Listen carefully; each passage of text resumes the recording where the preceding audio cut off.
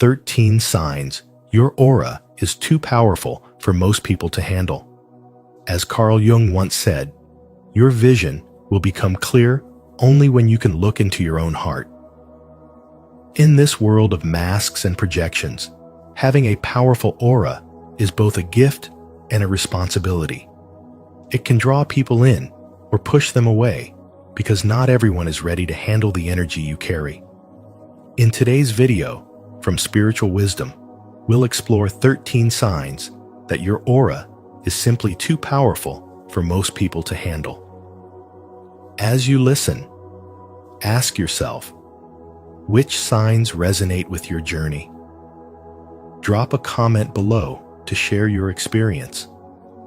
Your insight might just help someone else on their path to personal growth and spiritual awakening.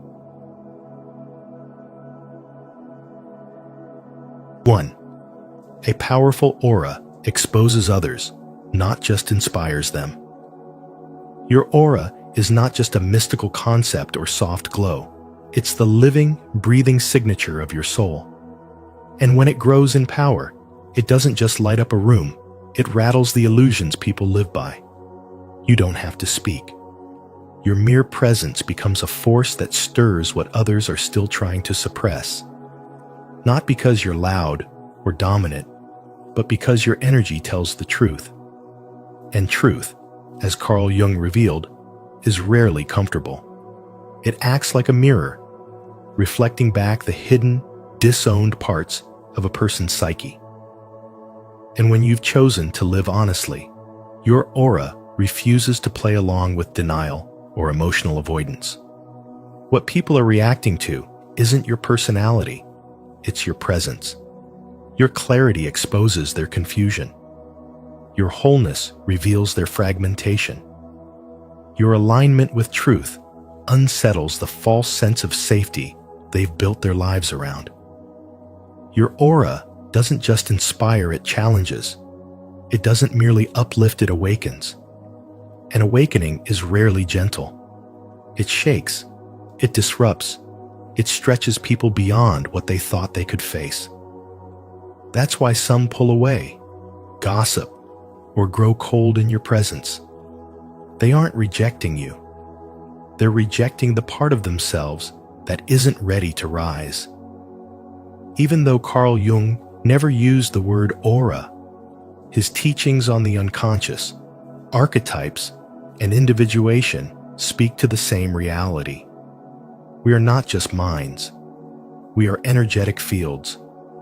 And the more illusions you shed, the masks, the roles, the desperate need for validation, the more your presence begins to hum with real power. This isn't charm or charisma. It's not performance. It's the vibration of someone who has made peace with their truth and no longer seeks permission to exist. That kind of energy doesn't blend in. It pierces through the fake, the shallow, the scripted. It radiates authenticity, and in doing so, it creates both attraction and resistance. People sense it when you've stopped playing the approval game, when you no longer shrink to make others feel safe, when you stop pretending and start being. And in a world built on masks, your truth becomes dangerous. Some are drawn to it like moths to a flame, desperate for a taste of what's real. Others retreat from it like shadows avoiding the sun, not because you've done anything wrong, but because you've stopped doing what they still rely on, hiding. Your aura becomes a silent rebellion, a refusal to bend, a reminder that real power is quiet, grounded, and unapologetic. And that's not something to apologize for, it's something to stand in. Because when you reach this level of self-awareness, you stop trying to fix, to prove, to chase. You just are. You become a frequency, a presence. You're no longer speaking about energy. You are the energy. You don't need to explain yourself. You don't need to convince anyone. Your essence speaks louder than words. It transforms rooms, stretches minds, and challenges comfort zones all without effort. You stop convincing and start attracting. You stop rescuing and start reflecting. You stop shrinking and start radiating. And in doing so, you become the mirror, clear, unfiltered, necessary, not always welcome, but always real. Because some mirrors don't flatter, they reveal. If you're ready to embrace your powerful truth and let your aura speak louder than words, comment below, "I own my authentic energy." Don't forget to like, subscribe, and turn on the notification bell so you never miss a moment of deep spiritual wisdom. 2. The aura is your energetic signature, rooted in psychology. Carl Jung may never have used the word aura in the mystical sense, but his work revealed something even deeper. Every human being carries an invisible force that speaks louder than words. This energy is not something we wear like a mask. It is who we are underneath all masks. It's shaped by your thoughts, your emotional history, your traumas, and your healing. When your inner world is integrated, when your conscious mind aligns with your unconscious, you begin to radiate a kind of presence that others feel before you even speak. That is your energetic signature. It's not showy. It's not loud. It's real. And realness has a frequency that can't be faked. Your aura is the unspoken vibration of your soul. It is constantly broadcasting your truth, whether you're aware of it or not. The more healed and whole you become, the more powerful this vibration grows. But power doesn't always feel like safety to those who have not yet faced themselves. When someone's energy field is disjointed, your wholeness can feel threatening. Your self-acceptance may highlight their inner rejection. Your peace may clash with their chaos. And your inner truth may feel like an unwanted spotlight on the lies they still cling to. This is not because you're doing too much, but because you're simply being fully and unapologetically. Jung described this dynamic through the lens of projection. People unconsciously cast their unresolved fears, doubts, and unmet needs onto others. So when someone feels disturbed by you, when they criticize you without reason or distance themselves without explanation, it often has nothing to do with you personally. You've become a mirror, and what they see reflected isn't always easy to accept. You don't threaten them, you reveal them to themselves. And not everyone is ready for that kind of reflection. You may notice it in subtle moments. Someone flinches at eye contact. A colleague becomes defensive in your presence. A friend starts pulling away without clear cause. These aren't always signs of conflict. They're signs of energetic dissonance. You are living in a frequency they haven't yet learned to hold. Your groundedness makes them feel untethered. Your clarity makes their confusion louder. It's not personal, it's vibrational. This is why your response matters more than ever. The more conscious you become, the more gracefully you must carry that power. When you've done the deep work, when you've sat with your pain, healed old wounds, and built a foundation of spiritual wisdom, you stop apologizing for your presence. You stop shrinking to avoid discomfort. You stop editing your truth to make others comfortable in their illusions.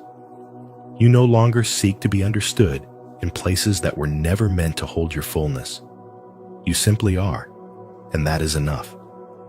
A powerful aura doesn't perform. It doesn't chase attention or beg to be seen. It walks quietly, speaks truthfully, and radiates without effort.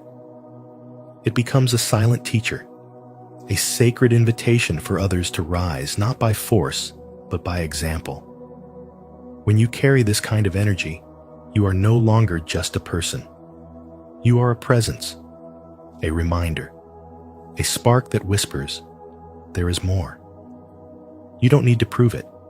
Your alignment speaks for itself, and those who are ready will hear it whether they know it or not. Are you ready to explore this deeper truth? Comment below.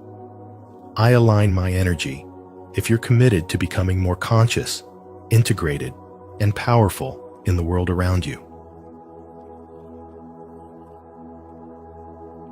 3. Individuation creates a magnetic, disturbing presence.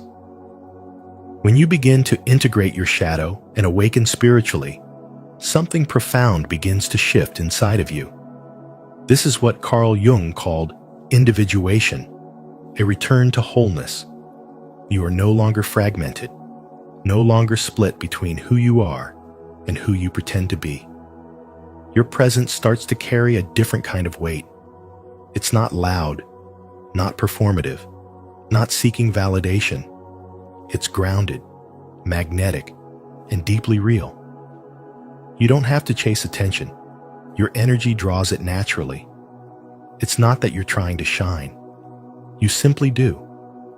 Your coherence radiates without effort, and yet that very clarity can disturb others in ways they don't understand. People who still live behind masks, who suppress their pain and rely on approval-based identities, will feel unsettled around you. Your authenticity disrupts the performance they've grown used to. Your stillness feels like a storm. Your eyes say things their lips never could. The truth in your presence crashes against the illusion in theirs.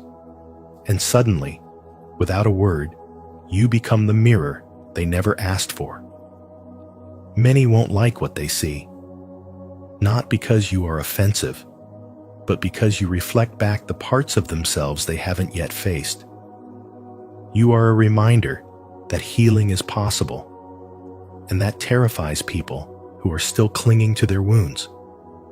This discomfort often shows up in subtle ways. Friends pull away without explanation.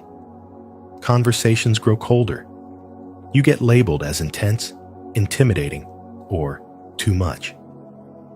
People make offhand comments or avoid you altogether. But none of it is about you. It's about the energy you carry. You've stepped into a new vibration, one that no longer fits the emotional frequency of those who haven't done their own inner work. And when frequencies don't match, the dissonance is felt deeply. You are no longer compatible with surface-level living. Your existence alone exposes the falseness in relationships, routines, and roles. In family dynamics, your presence might shake up the unspoken rules. You stop playing old parts. You stop tolerating what no longer resonates. In the workplace, your silence holds more power than small talk. In friendships, your truth becomes too sharp for those who built their bonds on avoidance. As Jung once said, people will do anything, no matter how absurd, to avoid facing their own souls. You are someone who has faced yours, and that alone makes you rare and, for some, threatening. Your aura now carries the vibration of someone who has walked through fire and emerged not burned, but illuminated. You didn't escape pain. You alchemized it. You didn't hide your scars. You turned them into sacred symbols. This is not the kind of power that shouts. It hums, quietly, with presence and truth. And people feel it. Some are inspired. Others are intimidated. Often, it's both. You activate something in others, not through your words, but through your being. You remind people of what they've buried. You spark something ancient inside of them. Sometimes they grow because of it. Sometimes they run. But none of this should make you shrink. You weren't made to dim your light to fit into places you've outgrown. You are here to embody the frequency of spiritual awakening, to hold your ground, walk in truth, and become the storm that clears the air. You don't need permission. You don't need to be understood. You only need to keep showing up as who you truly are. And in doing so, You give silent permission for others to do the same when they're ready. If you've felt the shift within where your authenticity disturbs, not just inspires, then declare it. Comment below. I am whole and my energy speaks truth. 4. Powerful auras act as mirrors. When your aura is powerful, it doesn't just enter a space, it transforms it. You don't need to say anything, because your energy speaks first. It reveals what others work hard to hide. Without effort, you reflect people back to themselves. Their insecurities, unresolved pain, and emotional shadows rise to the surface, not because you're judging them, but because your presence is grounded, whole, and aligned. That level of inner peace is rare, and rare things often disturb what is unstable. Carl Jung once said, "Everything that irritates us about others can lead us to an understanding of ourselves." Your aura becomes that mirror, and many aren't ready for their own reflection. People misinterpret the effect you have. They may pull back, become distant, criticize you, or go quiet. But they're not responding to you. They're responding to themselves in your presence. You make them second-guess the roles they've grown used to playing. While you walk in truth, they are still living in performance.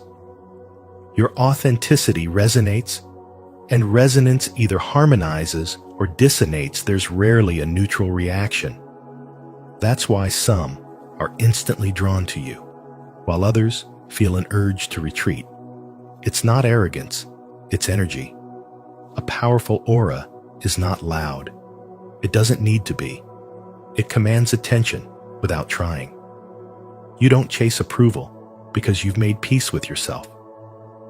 You don't need validation because you already validate your own existence.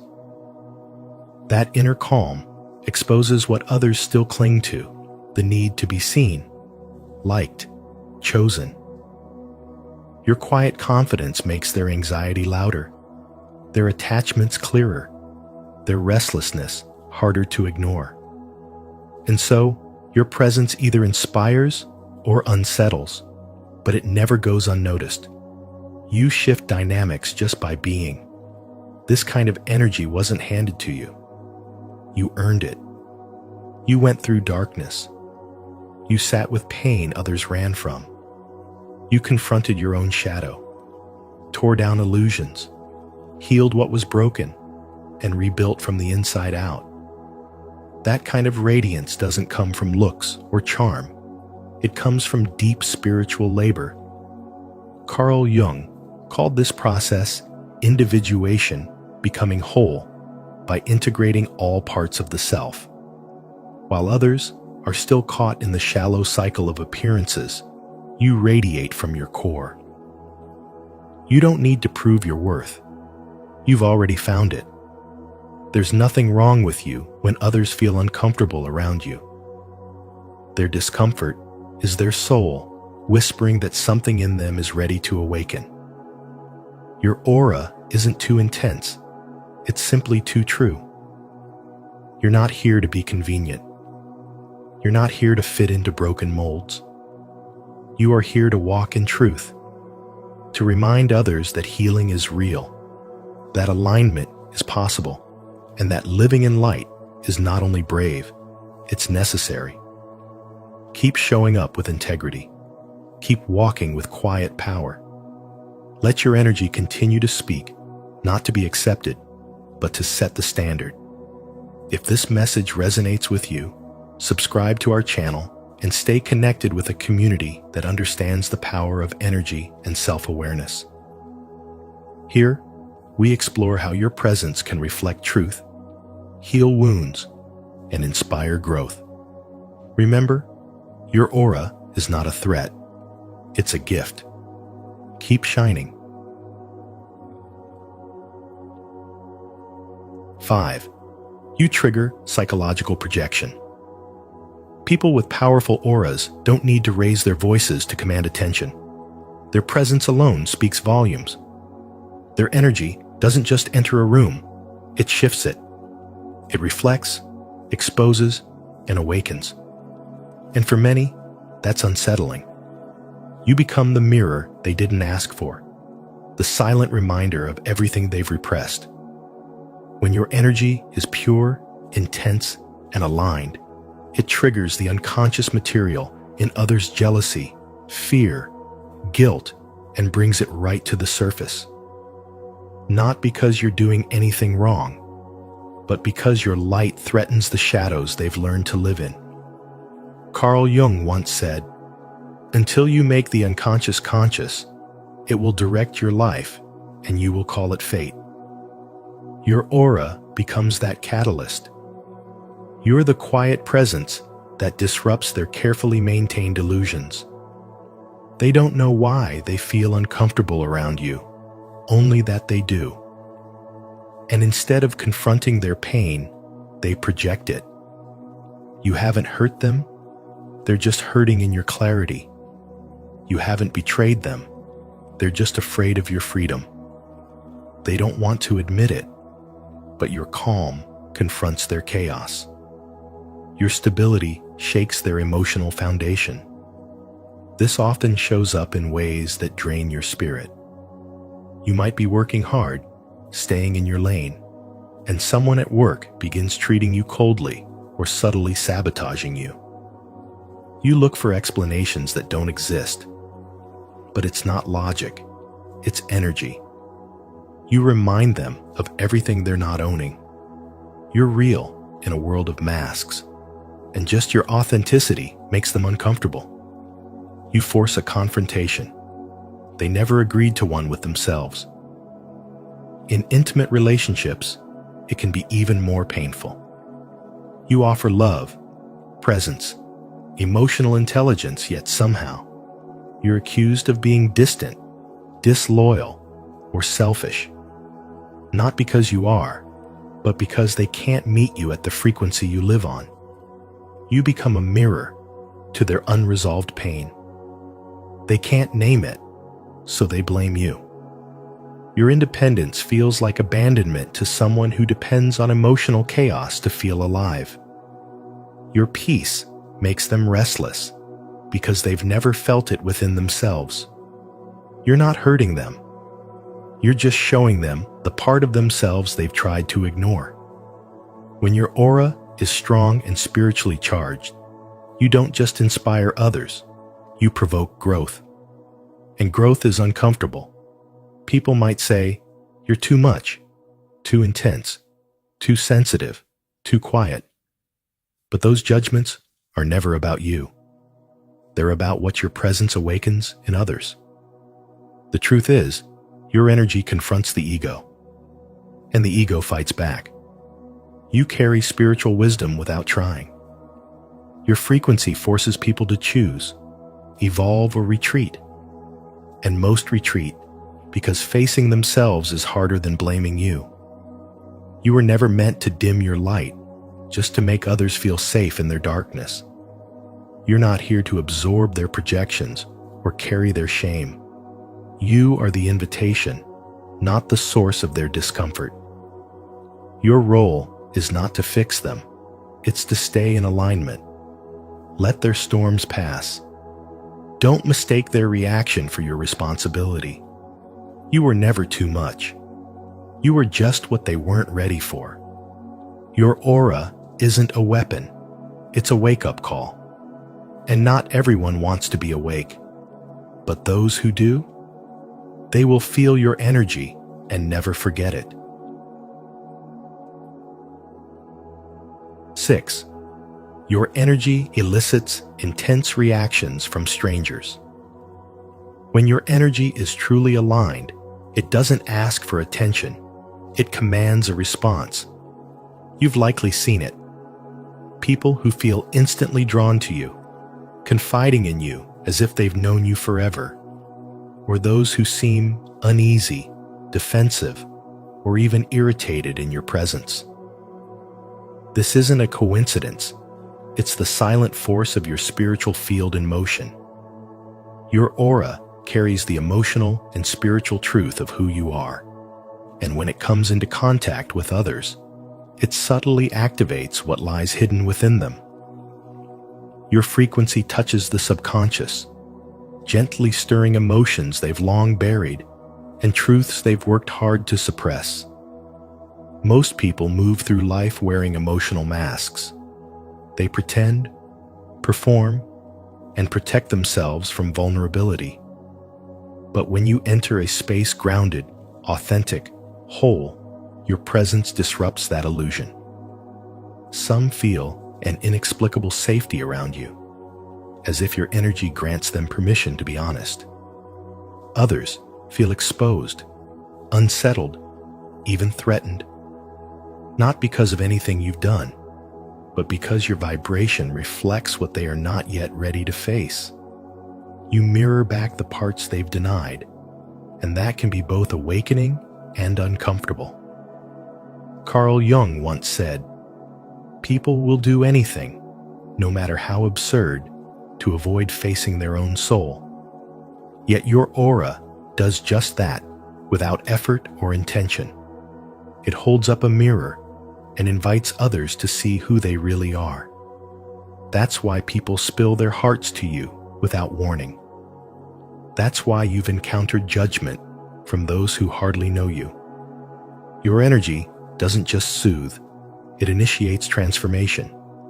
And spiritual awakening is rarely gentle. It shatters illusions. It breaks open what's fake and reveals what's real. You carry the weight of that truth.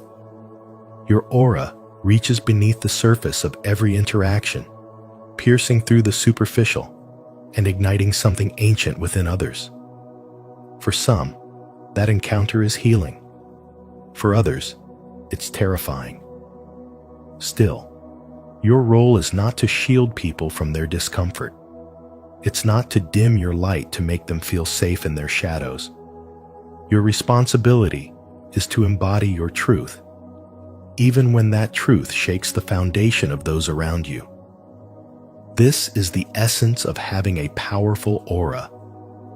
You walk through life activating emotional responses that have nothing to do with your words or actions and everything to do with your spiritual presence.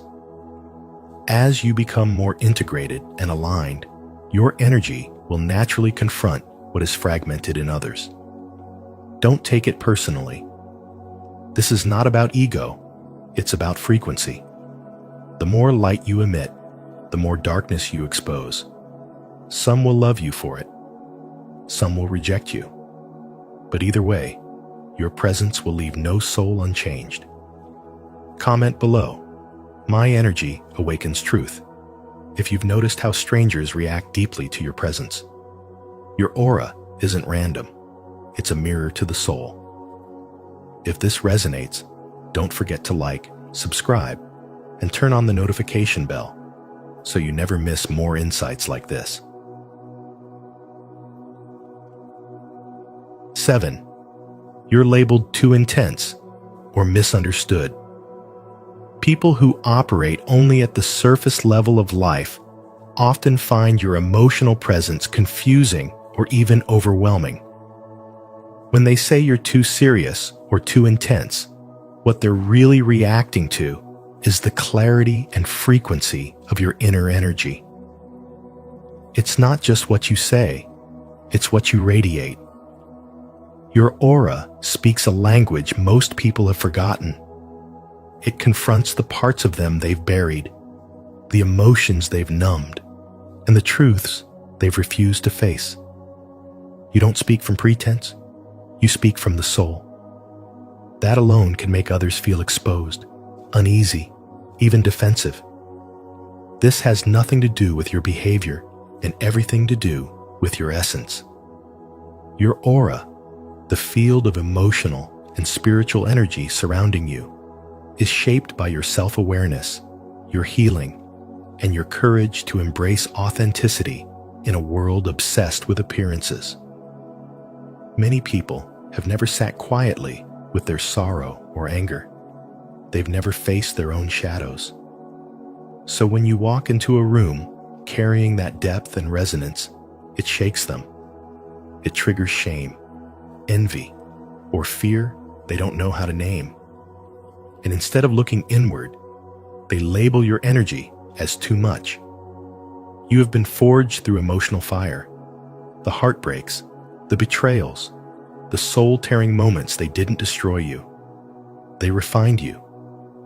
While others hide their scars, you let yours breathe. You let the light pour through the cracks. There's truth in your voice and purpose in your eyes, and that combination is both magnetic and polarizing. People feel drawn to you, yet afraid, because your very presence invites transformation.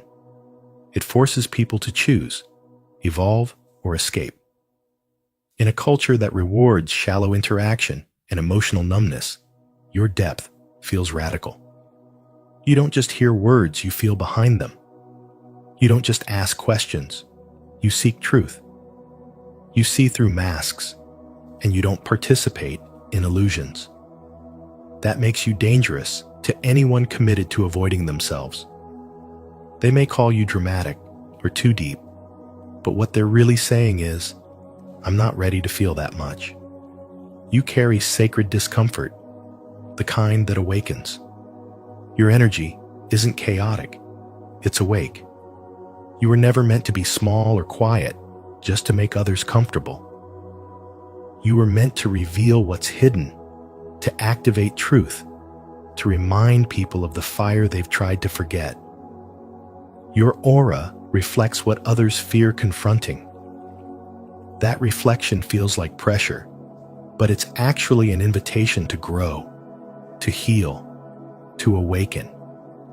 You've never been too much. You've simply been surrounded by people who've settled for too little. They weren't prepared to meet someone who feels this deeply, sees this clearly, and lives this honestly. That's not your burden to carry.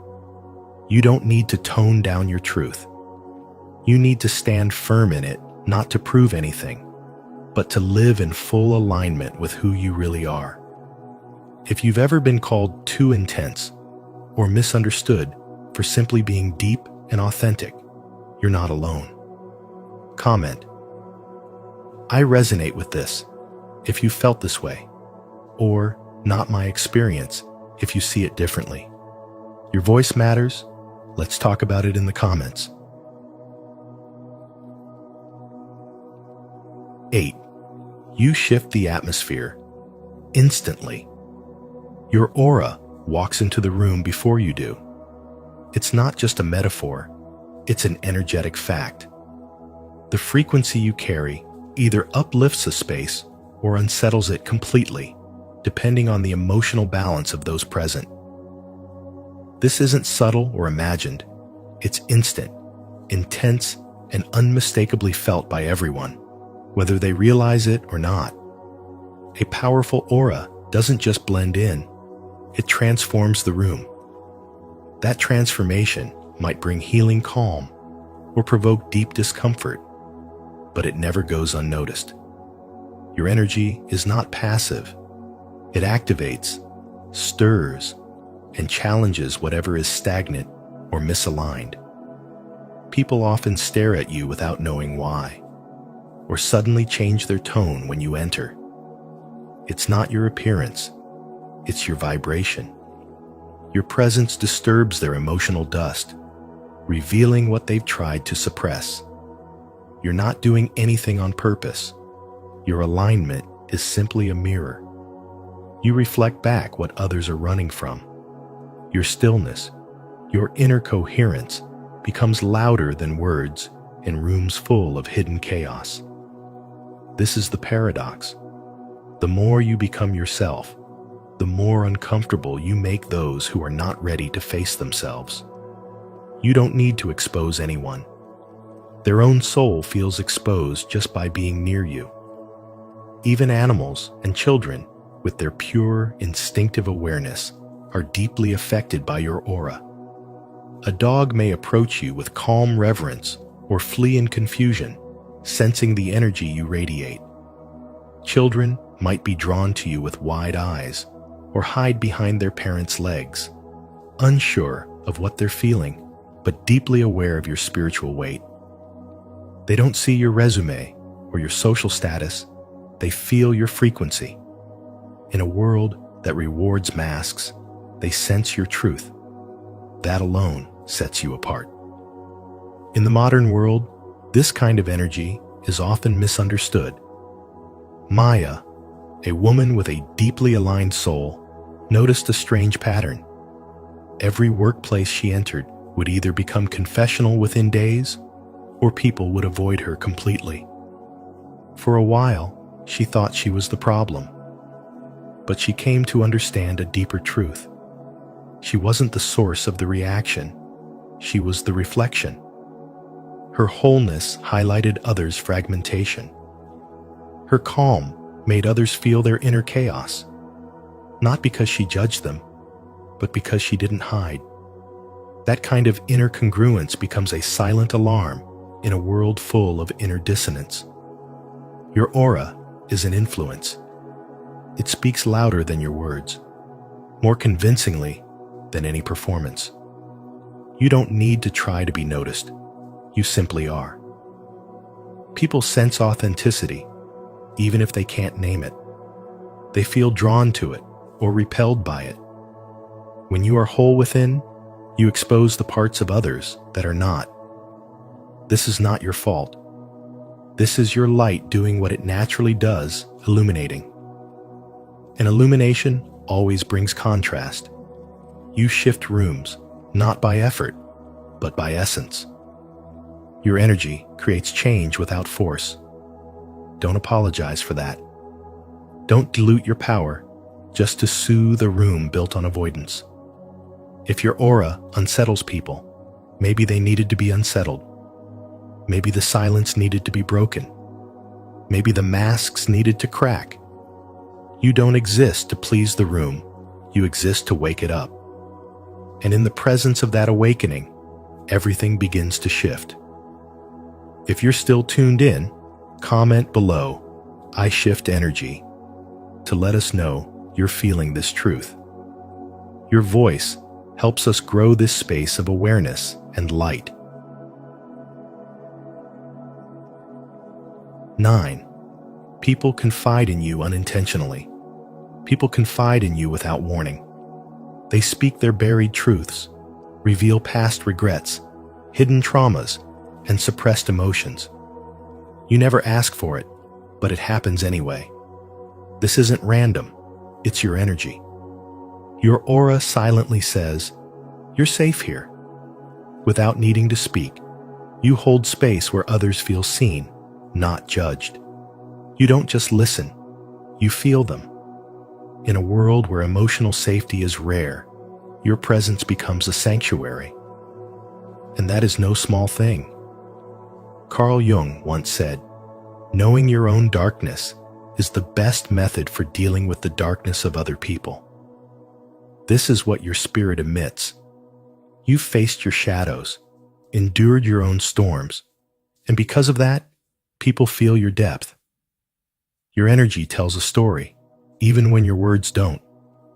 It carries the quiet knowing of someone who has suffered and survived.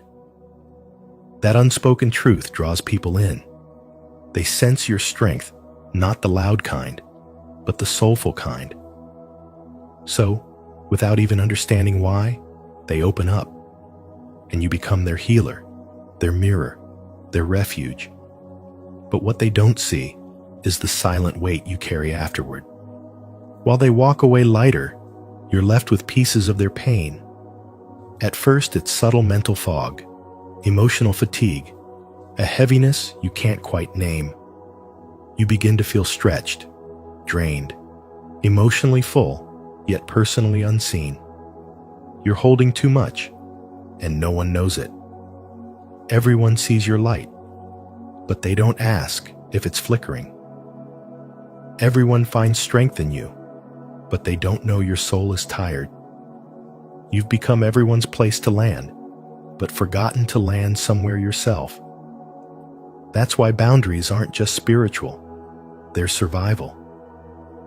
Being awake doesn't mean being wide open. Being kind doesn't mean being consumed. Just because someone shares with you doesn't mean it's yours to carry. There is power in saying, I hear you, but I cannot hold this for you. It's not cold, it's clarity.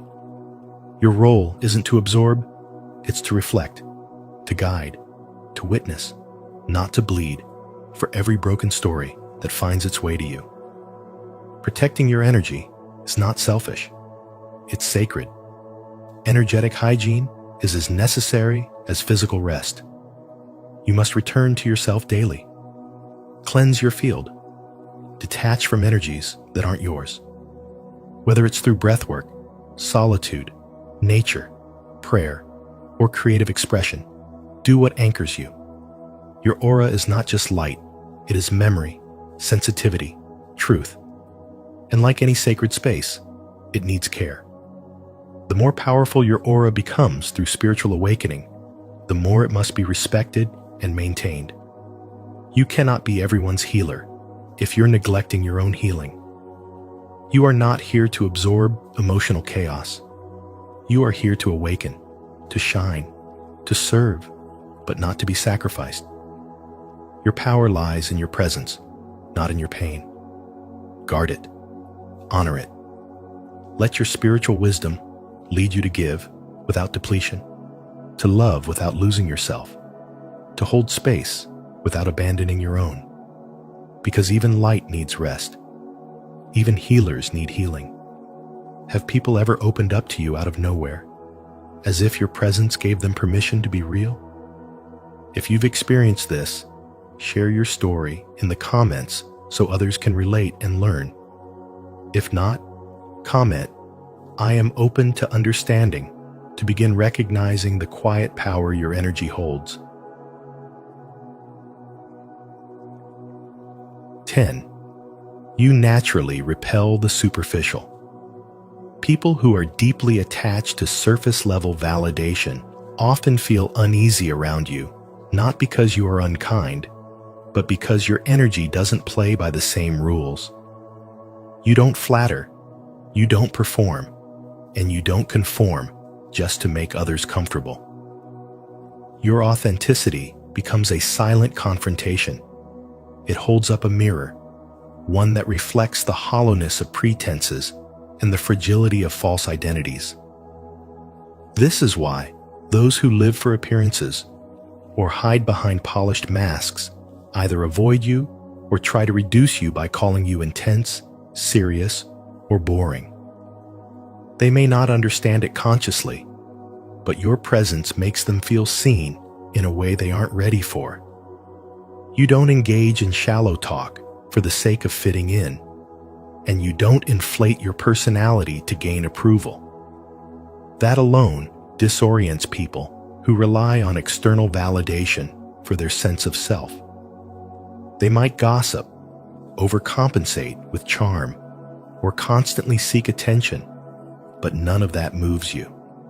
Your stillness, your grounded nature, it unsettles them because it exposes how noisy and disconnected they truly feel inside.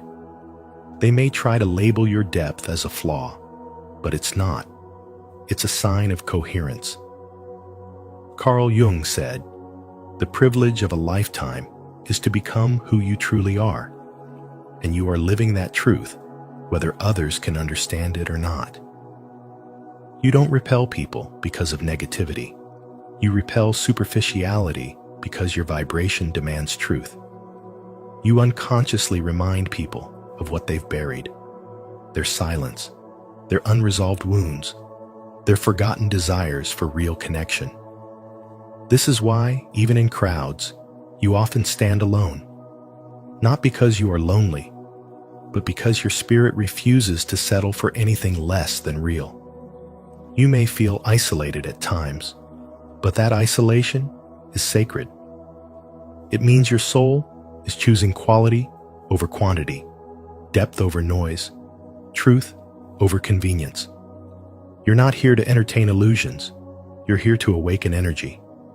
And that awakening will always trigger something in others. Admiration in the ready, resistance in the unready. Spiritual wisdom reminds us that your aura is not just a presence, it's a purifier. It moves through spaces and cleanses what is fake, what is performative, what is hollow. You don't have to speak to make a shift happen. Your being already speaks for you.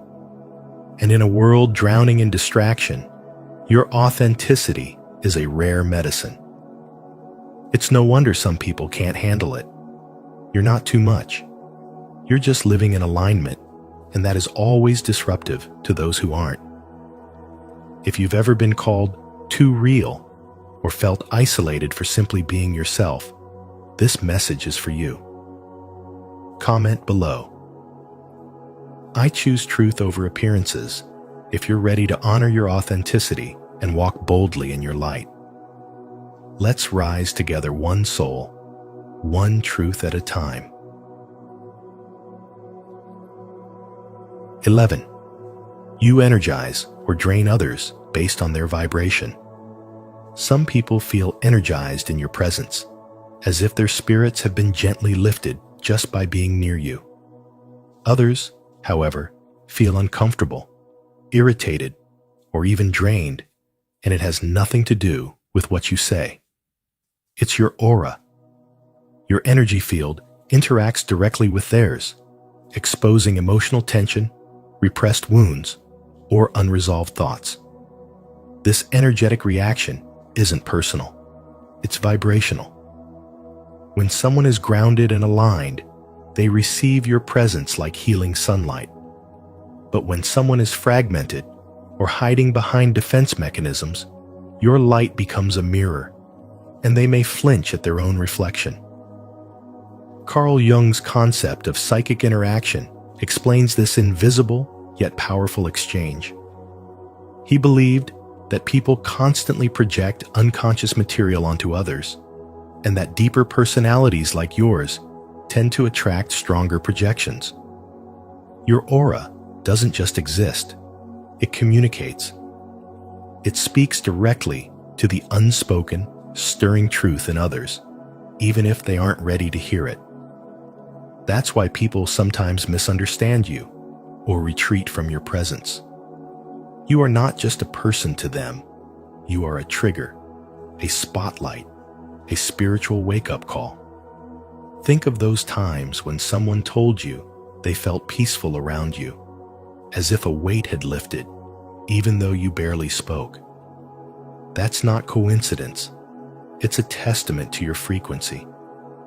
But also think about when you walked into a room and immediately felt drained. Maybe your body tensed up, your mood shifted, or you sensed hostility without reason. That wasn't just intuition. It was your energetic boundaries being tested. You absorb what's around you more deeply than others, and your body responds before your mind even knows why.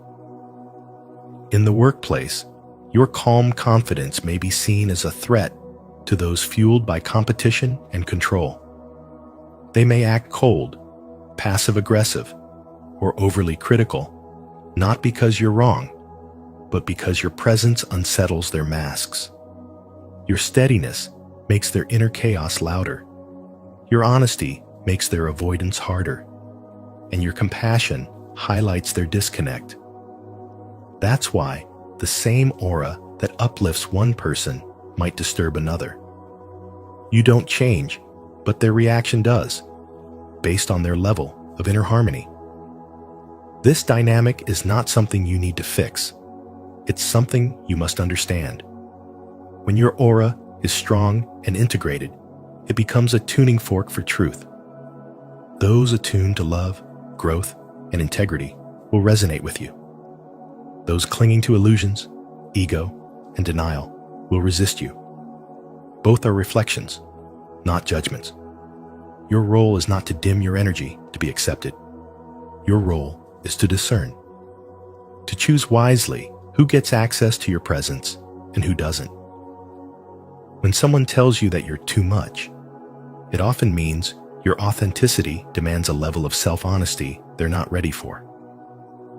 When someone says they feel calm just being near you, it's because their soul recognizes yours. You are the energetic mirror, the amplifier, the quiet force that reveals what's hidden, and that power is sacred. Protect it. 12. You're a magnet for toxic people without boundaries. Toxic or narcissistic people don't just stumble into your life by accident. They are often drawn in by the rare frequency your energy radiates. There is something magnetic about your integrated aura, something steady and whole that they subconsciously crave. These individuals, who haven't done the inner work to heal or evolve, are instinctively attracted to your light, not because they respect it, but because they want to consume it. They see in you what they are unwilling to cultivate within themselves: self-awareness, emotional strength, and spiritual harmony. Your aura acts like a beacon. It doesn't scream for attention, but its authenticity speaks volumes in a world full of facades. That's why people come to you with their problems, their emotional messes, their unresolved traumas. Without realizing it, you become their healer, their counselor, their emotional sponge. But the danger here is subtle. When your boundaries aren't firm, your compassion can quickly turn into self-sacrifice. You give, they take. You listen, they unload. You soothe, they depend. And somewhere in that cycle, your energy begins to fray at the edges. This dynamic is not about blame, it's about awareness. As Carl Jung once said, people will do anything, no matter how absurd, to avoid facing their own souls. So instead of turning inward, toxic people reach outward to you. They want access to your energy without earning the wisdom that created it. They want the fruit, not the roots. And if you're not mindful, their chaos becomes your confusion. You start to wonder why your presence stirs up intensity in others, why people either cling to you or lash out without provocation. The answer lies in your frequency. Your aura is a mirror, and for many, what they see reflected is the truth they've long avoided. Your stability highlights their instability. Your peace confronts their inner storm. Your light exposes their shadows. And so, without boundaries, you become a magnet for the emotionally unhealed. They don't want to grow. They want to be carried. They don't want to rise. They want to feed. And while empathy is one of your greatest gifts, it must be paired with discernment. Not everyone deserves access to your sacred space. Not everyone is meant to walk beside you. And love without limits is not love, it's depletion. In the real world, this shows up in small but relentless ways. You're the one people vent to, but rarely ask about. You're the friend who gives advice, but has no one to turn to. You're the employee who holds the emotional weight of the team, even if no one says it out loud. And when you begin to set boundaries, you notice who respects your space and who tries to push past it. That's the difference between connection and control. Your powerful aura is not a weakness. It's a responsibility. And just as a flame must be protected from the wind to keep burning, your energy must be guarded from those who only want its warmth, but not its source. True power lies not in being available to everyone, but in being fully present for yourself. To affirm your awareness and energetic boundaries, comment below. I protect my peace. Your words might be the reminder someone else needs today to stand strong in their light. 13. Your aura is a sacred responsibility, not a trophy. A powerful aura is not a trophy to be polished and shown off. It is the visible evidence of deep inner work, emotional maturity, and spiritual integrity. It means you've walked through fire without losing your softness. You've learned the value of silence, the necessity of solitude, and the sacredness of saying no. Carl Jung emphasized that transformation doesn't come from imagining light, but from making the darkness conscious. Your aura reflects how much of that darkness you've faced, integrated, and transmuted into strength, presence, and stillness. Your energy doesn't just light up a room, it shifts it. People can feel your frequency before you speak. Some are drawn to it like a lighthouse in a storm. Others are unsettled, even repelled, because your very presence confronts what they've buried. You don't need to speak for your aura to speak for you. But this isn't about power or dominance. It's about clarity. And clarity is disruptive to confusion. The clearer you are within yourself, the more sharply you reflect the illusions around you. That's why you feel misunderstood. That's why strangers react strongly to your presence. You're not being judged, you're being felt. This sacred frequency you carry is not for everyone. It's for those ready to remember who they are. Your aura acts as a mirror one that reflects not only beauty, but also buried pain. Some people project their unhealed wounds onto you. They don't even know why, but being around you makes them feel exposed. This is not your fault. It's your function. You're not here to fix them. You're not here to rescue. You're here to be a living vibration that stirs souls awake. That is the role of a true light bearer. Not to heal on command, but to embody wholeness so fully that healing becomes contagious.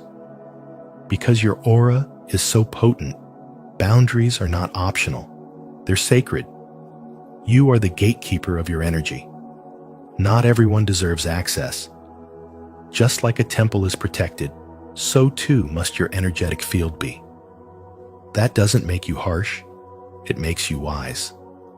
Spiritual maturity means recognizing that being available to everyone can dilute your purpose. You weren't meant to be everywhere, for everyone, all the time. Your time, your space, your essence, they are offerings. And offerings are sacred because they're rare, intentional, and aligned. The more integrated you are, the more people will mistake you for being too much, too deep, too quiet, too intense. But that's not your burden to carry. The discomfort they feel is not your responsibility to resolve. It is a reflection of their own fragmentation. You didn't cause it, you revealed it. Let them call it whatever they need to. Your job is not to shrink into something safer. Your job is to remain in your truth. This is what it means to live with a powerful aura. Not to be admired, but to be unshakable. Not to impress, but to embody. Not to shine above, but to awaken within. As we uncover the 13 signs of a powerful aura, let this be more than just insight. Let it be a mirror to your inner strength. Your presence here means you're not afraid of your light.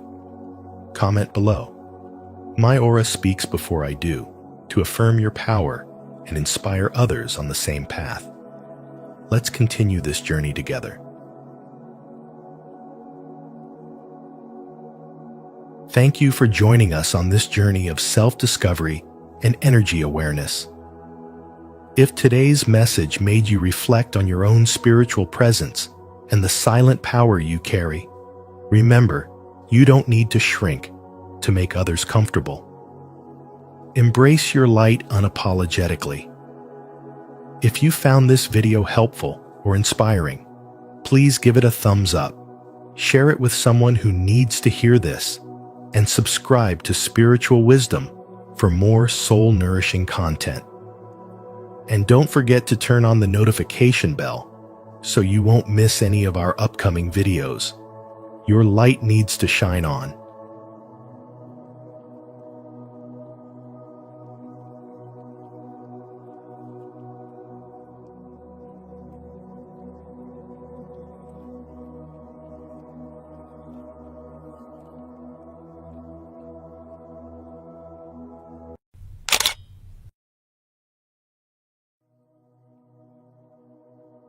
13 signs your aura scares people without you knowing. As Carl Jung once said, the most terrifying thing is to accept oneself completely. What if the energy you carry is not just powerful, but unsettling to those who haven't met their true selves yet? In today's video on spiritual wisdom, we'll explore 13 subtle yet profound signs your aura might be intimidating others without you even realizing it. These insights aren't meant to make you shrink. They're here to help you grow, embrace your presence, and step fully into your spiritual power. Have you ever noticed people pulling away for no clear reason? Comment below with your experience, and don't forget to like, share, and subscribe so you never miss the deep spiritual truths we uncover here. Sign 1. People say you're too intense. They say you're too intense. But what they really mean is that you're too real for a world that thrives on surface-level comfort and emotional avoidance. Your words carry truth, and that truth is like a spotlight. It reveals what others are not ready to see. You don't sugarcoat. You don't perform. You speak with purpose, and that purpose slices through pretenses. When people say you're too serious, it's because your presence exposes the masks they wear. It's not your fault that your energy unsettles them. It's their discomfort with their own shadows. Carl Jung once said, "People will do anything, no matter how absurd, to avoid facing their own souls." Your presence forces them to do just that. Without even trying, your aura becomes a mirror reflecting the fears, insecurities, and emotional debris others work so hard to hide. And in a world addicted to distractions, your grounded clarity can feel like a silent confrontation. You're not angry. You're not loud, but you're real. And real is rare. Real pierces the veil. Real feels like a truth too sharp for those who have only ever known emotional dullness. You don't play along with the shallow. You don't feed the drama. You walk away from gossip. You ask questions that hit the heart. Your aura challenges, not because it wants to dominate, but because it cannot pretend. People sense that. They feel the weight of your awareness and shrink not because you're dangerous, but because your energy demands authenticity in a world that rewards the fake. The more healed you become, the more uncomfortable others get. Your peace exposes their chaos. Your boundaries reveal their lack of them. Your depth confronts their avoidance. Like the woman at work who everyone labels as too much, too quiet, too focused, too hard to approach. But she's simply someone who's done the inner work. She holds eye contact without flinching. She speaks slowly, but with power. She doesn't fill silence just to be liked. And without ever raising her voice, she shifts the entire dynamic of a room. That's what happens when someone lives in alignment with their inner truth. Her aura isn't loud, it's steady, certain, and unapologetically clear.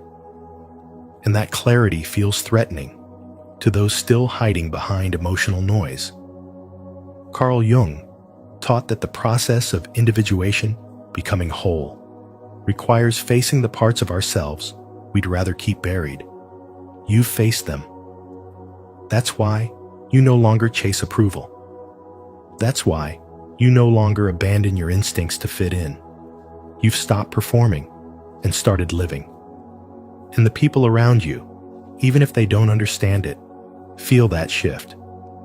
They don't fear you. They fear what you awaken inside them. And so they whisper, avoid, project, or retreat, not because you are wrong, but because your energy holds a mirror to their fragmentation. Your aura does not scare people. It scares the illusions they built to feel safe. It shakes the false security of emotional masks. It calls out to the part of them that still wants to be whole. And while many will walk away, some will wake up because of your presence, your intensity, your unwillingness to be anything less than authentic. This is not a weakness. This is spiritual strength. This is the embodiment of Carl Jung's wisdom, alive in you, radiating through you. Have people ever told you you're too intense or too deep? If so, share your experience in the comments so others know they're not alone. If not, comment, "I embrace my depth," to affirm your truth and inspire others to do the same. Sign 2. Small talk drains you. You find small talk draining not because you're rude, but because your spirit is wired for depth. Superficial conversations feel like noise in your nervous system. While others may find comfort in light chatter about the weather or weekend plans, you often feel like you're floating outside the room, disconnected, waiting for someone to speak from the heart. Carl Jung believed that those who are deeply connected to their unconscious are repelled by inauthenticity. That's exactly what's happening to you. Your aura doesn't just respond to energy, it filters it. It pulls in what's real and silently rejects what feels false. And when someone's words don't match their energy, your body knows. You feel it like static in your field. You might try to stay polite, but inside, you're already withdrawing. Your presence carries a quiet intensity that others can't always name but often react to. You don't have to say a word for people to sense that you're not here for masks, performance, or pretense. Your aura speaks louder than your voice. It tells the truth, even when your mouth is silent. That's why people might feel uncomfortable around you without knowing why. You're not judging them, but your energy reflects something back to them, the parts of themselves they've buried or chosen to ignore. When your frequency calls for authenticity, it makes those still hiding feel seen, and sometimes that feels threatening. It's easier for them to label you as too serious or too intense than to admit they're unsettled by how deeply you see. This creates tension in casual environments. Social norms expect lightness, but your soul speaks a different language. It listens for the unsaid, searches for the real, and quietly waits for connection that doesn't waste time. You're not just looking for conversation, you're looking for communion. This hunger, this pull for something that feeds your spirit, radiates from your aura. It makes people shift in their seats. It makes them fumble their words. It makes them question their stories. Not because you're intimidating, but because your presence awakens something ancient within them, their forgotten truth. Even in silence, your energy has weight.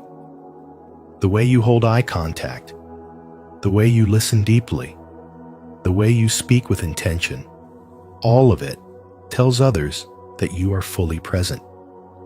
In a world running on autopilot, that kind of presence is rare, and rare things often scare people before they inspire them. You are not here to be liked by everyone.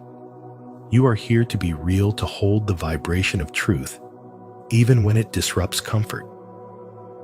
That is the essence of spiritual wisdom. You live in a way that makes others remember who they are, and that remembrance can feel like both a blessing and a confrontation. Do shallow conversations leave you feeling empty? If you crave depth and real connection, comment below. I choose depth to affirm your path toward authentic living. Let's grow together in truth. Sign 3. You attract emotional confessions. People often open up to you without warning.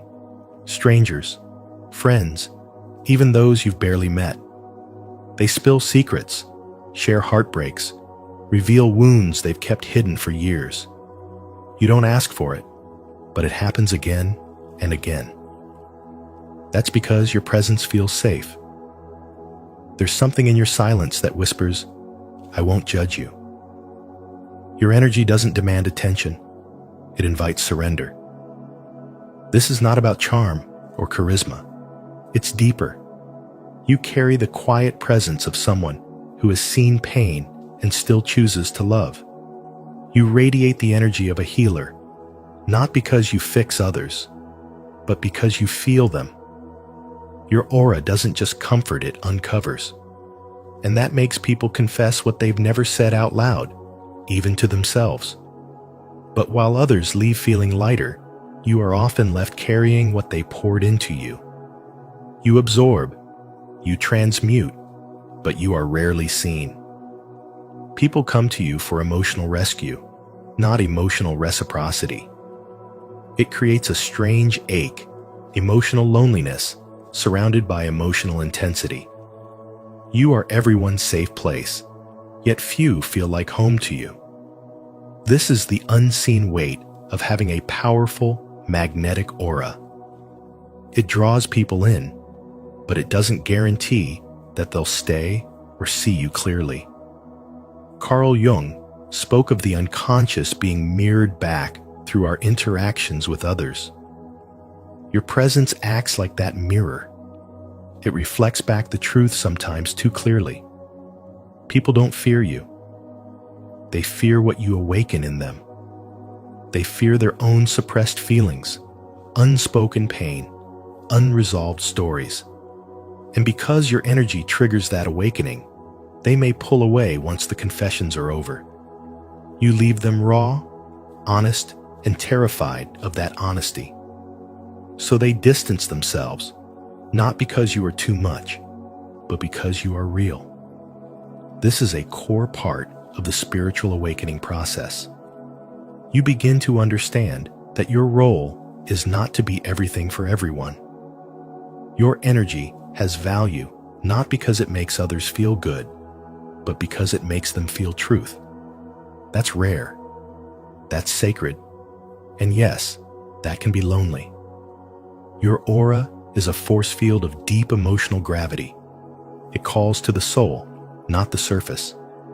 And people who live on the surface often don't know what to do with someone like you. They talk, you listen, they cry, you hold, they leave, you heal in silence. But your energy leaves an imprint. Even when they don't say thank you, even when they walk away, something in them has changed. Because they met you. Because your soul reminded theirs what truth feels like. This is not a burden. It's a path. And it's part of the reason why you are here. You are not broken for being the one people turn to and yet never fully see. You are simply becoming someone who embodies spiritual awakening in a world still learning how to feel. If this resonated with you, don't forget to like, subscribe, and share your experience in the comments below. Let's continue uncovering the deeper layers of emotional connection together. Sign 4. People avoid eye contact. When you hold someone's gaze, something shifts. Their eyes dart away. Their shoulders stiffen. Their voice hesitates. You're not being aggressive. You're not even saying much, but your energy speaks volumes. Your gaze doesn't just see the surface. It reflects what they're hiding, what they don't want to face. Carl Jung described this as a psychic encounter, a moment when your depth brushes against their unconscious, triggering a reaction they themselves may not fully understand. This discomfort isn't about you. It's about what you awaken in them. Most people avoid their own shadows. They suppress their pain, mask their insecurities, and decorate their wounds with false confidence. But you've faced your darkness. You've done the emotional labor most people fear. And that work radiates from you, silently. It's in the way you sit still in chaos, the way you listen without judgment, the way your eyes don't flinch from truth. That's what makes your aura so intense. You're not threatening, you're a mirror. And when others look at you, they see themselves. Not the version they want to present, but the raw, unfiltered truth underneath the performance. There's a reason people avoid eye contact with those who carry spiritual gravity. It's not rudeness, it's not awkwardness, it's defense. Your presence stirs the unconscious. You activate their buried emotions, their unresolved trauma, their self-deception. Even without speaking, your aura communicates, and what it says is, I see beyond your mask. Most aren't ready for that. Jung taught that wholeness demands we accept both light and shadow. You've stepped into that wholeness, and now your very being confronts others with the fact that they haven't. It happens in the office, in a cafe, during a first date. Someone can't hold your gaze for more than a few seconds before shifting, laughing nervously, or finding a distraction. They feel naked in your presence, and they don't know why. You might start wondering, is something wrong with me? But nothing is wrong. You are carrying clarity in a foggy world, and people aren't afraid of you. They're afraid of what you represent. Truth, depth, alignment. You embody what they avoid. You've likely been called too serious or intense. But intensity isn't a flaw when it comes from integrity. You're simply no longer playing small to make others feel safe. And that is what spiritual awakening looks like. You've reclaimed your energy. You've stopped watering yourself down. And even though it makes some uncomfortable, it calls the right ones closer. The ones ready to awaken too. The ones who don't flinch, who meet your gaze and say, I see you too. Let them look away. Let them fumble. Your energy is doing what it's meant to do. Reflect, reveal, realign. That's not something to apologize for. That's spiritual power. That's the work of someone who's done the inner integration Carl Jung spoke of, not just reading about growth, but becoming it. And in doing so, you're not just changing yourself. You're silently challenging the world to wake up. Do people avoid your gaze too? If this message resonates, comment, I've seen it below to share your experience and connect with others who feel the same. Sign 5. Your presence triggers reactions. Even when you say nothing, people react. You may notice how they grow tense, how their tone shifts, how the air gets heavier the moment you step into the room. It's not because of what you do, but because of what you carry, an aura that holds truth, depth, and spiritual wisdom. Your presence becomes a mirror that reflects what others try to hide from themselves. In your silence, they hear echoes of their own unresolved emotions. In your gaze, they sense a confrontation they weren't prepared for. You don't seek to expose anyone, yet they feel exposed around you. It's the way you notice the little things, the way someone hesitates, the way their energy flickers when they lie, the subtle emotion they try to mask with a smile. Without saying a word, you see past the surface, and that can be terrifying for those who've built entire identities on illusions. Carl Jung once said, people will do anything, no matter how absurd, to avoid facing their own souls. And when they meet someone like you, someone who lives from their soul, it rattles them. They start to question their own masks, their choices, their truth. Your energy is intense because it's authentic. and authenticity, in a world obsessed with performance, is disruptive.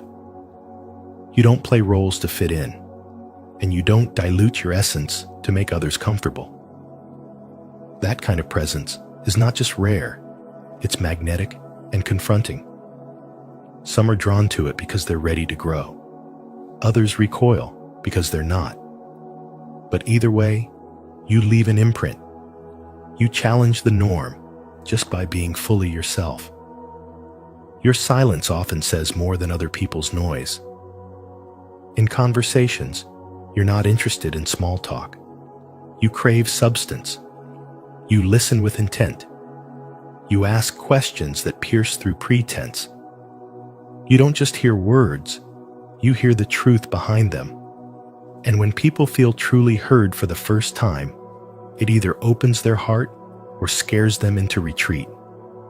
You operate on a different frequency, one where truth, emotional depth, and spiritual awakening are the standard, not the exception. You hold your energy in a way that's deeply self-contained. You're not dependent on validation or praise, and that, in itself, is threatening to those who thrive on approval. You're not cold, you're clear. You're not distant, you're discerning. You don't need to explain yourself because your energy speaks before you do. People who are not yet grounded in themselves often misinterpret this as arrogance, but it's really sovereignty. Your boundaries are spiritual, not just emotional. And most of all, your presence awakens what is dormant in others. Not intentionally, but inevitably. When someone stands in the light long enough, they start to notice their own shadows. That's what happens around you. You don't try to fix people or change them. You simply embody what it means to live awake, and that alone is powerful. Some will feel seen, others will feel threatened, but none will forget you. Because a powerful aura doesn't demand attention, it transforms space. It shifts frequency. It brings truth to the surface. And whether they love you or fear you, one thing remains. Your spiritual wisdom leaves no one untouched. Does your presence seem to stir something in others without you saying a word? If this resonates, comment, "I agree" below. If you see it differently, feel free to share your thoughts with, "I don't think so." Let's explore this reflection together. Sign 6. You can't tolerate fake personas. You can't tolerate fake personas, not because you're cold or critical, but because your soul is aligned with truth. Your energy doesn't entertain superficial performances. The moment someone walks into your presence wearing a mask, pretending to be someone they're not, your aura senses it before a word is even spoken. You don't have to call it out. The energy does the work. It says, "Be real," or "Step away." This quiet demand for authenticity unsettles those who have spent their lives building identities rooted in performance. They may not know why they feel nervous, tense, or exposed around you, but they do. You've gone through a spiritual awakening that has stripped away your own illusions, forcing you to rebuild from the inside out. That process carved a deeper sensitivity into you, a radar for truth, and a rejection of anything less. Carl Jung once said, "Your visions will become clear only when you can look into your own heart. Who looks outside dreams. Who looks inside awakes." You have done the inner work, and now your aura stands as a silent force. Those who have not done the same inner work often mistake your energy for aggression or superiority. But you're not trying to dominate. You simply refuse to shrink. People who depend on fake personas feel exposed in your presence because your energy reflects their emotional contradictions. They sense the gap between who they are and who they pretend to be. and that recognition is deeply uncomfortable. For someone who has never learned to sit with their own soul, being around you feels like emotional turbulence. You may find that some pull away, gossip, or label you as too intense, but what they're really reacting to is the clarity you hold. You are a walking invitation to be real, and for many, that's a confrontation they're not ready for. This clarity didn't come from comfort. It was forged in silence, solitude, and sacred pain. You've spent nights in reflection, questioning your place in the world, only to find that your authenticity was never the problem people's comfort with mediocrity was. Now, you are no longer interested in fitting into spaces that reward conformity. You crave alignment. You protect your peace. You value real over relatable. You would rather stand alone in your truth than surround yourself with those who applaud your performance but reject your soul. Your presence is not for everyone, and that's the point. You are not here to make others comfortable. You're here to bring light. And light, by nature, reveals. So keep shining. Keep seeing. Keep trusting what your aura already knows. Comment below, I choose authenticity, if you're done tolerating fake energy and ready to stand in your truth. Sign 7. You make people second-guess themselves. You don't destabilize people intentionally. Your presence simply holds a clarity that penetrates the surface. When you ask deep questions, they're not rhetorical or casual. They're the kind of questions that confront illusions, challenge conditioning, and interrupt the comfort of ego-based thinking. People feel unsettled not because you're loud or forceful, but because your words carry the sharpness of truth. Carl Jung once wrote, "Until you make the unconscious conscious, it will direct your life and you will call it fate." Your aura, shaped by this inner clarity, naturally disrupts unconscious patterns in others, forcing them to question the very foundations they've been standing on. This isn't about arrogance or superiority. In fact, it's your humility, your willingness to question yourself first, that sharpens your insight. You've done the inner work. You've sat in the dark with your own chaos. So now, when you speak with certainty, people feel it. They sense that you're not just guessing or parroting ideas, you're speaking from hard-won truth. And because most people haven't faced themselves with that level of honesty, your presence becomes a silent confrontation. In real life, this can play out in subtle, almost invisible ways. You walk into a room, and conversations shift. Jokes fall flat. People avoid eye contact. It's not that they dislike you. It's that you make them aware of their own disconnection. A friend might suddenly grow distant after a conversation with you, not because you judge them, but because something you said triggered self-reflection they weren't ready for. Your energy stirs the unconscious, and many would rather blame the mirror than face what it reveals. Take, for example, a woman in a group chat who challenges the common narrative everyone is agreeing with. She does it kindly, logically, without aggression. But soon after, she's labeled difficult or negative. What really happened? Her perspective forced others to confront contradictions in their own thinking, and instead of gratitude, they retreat.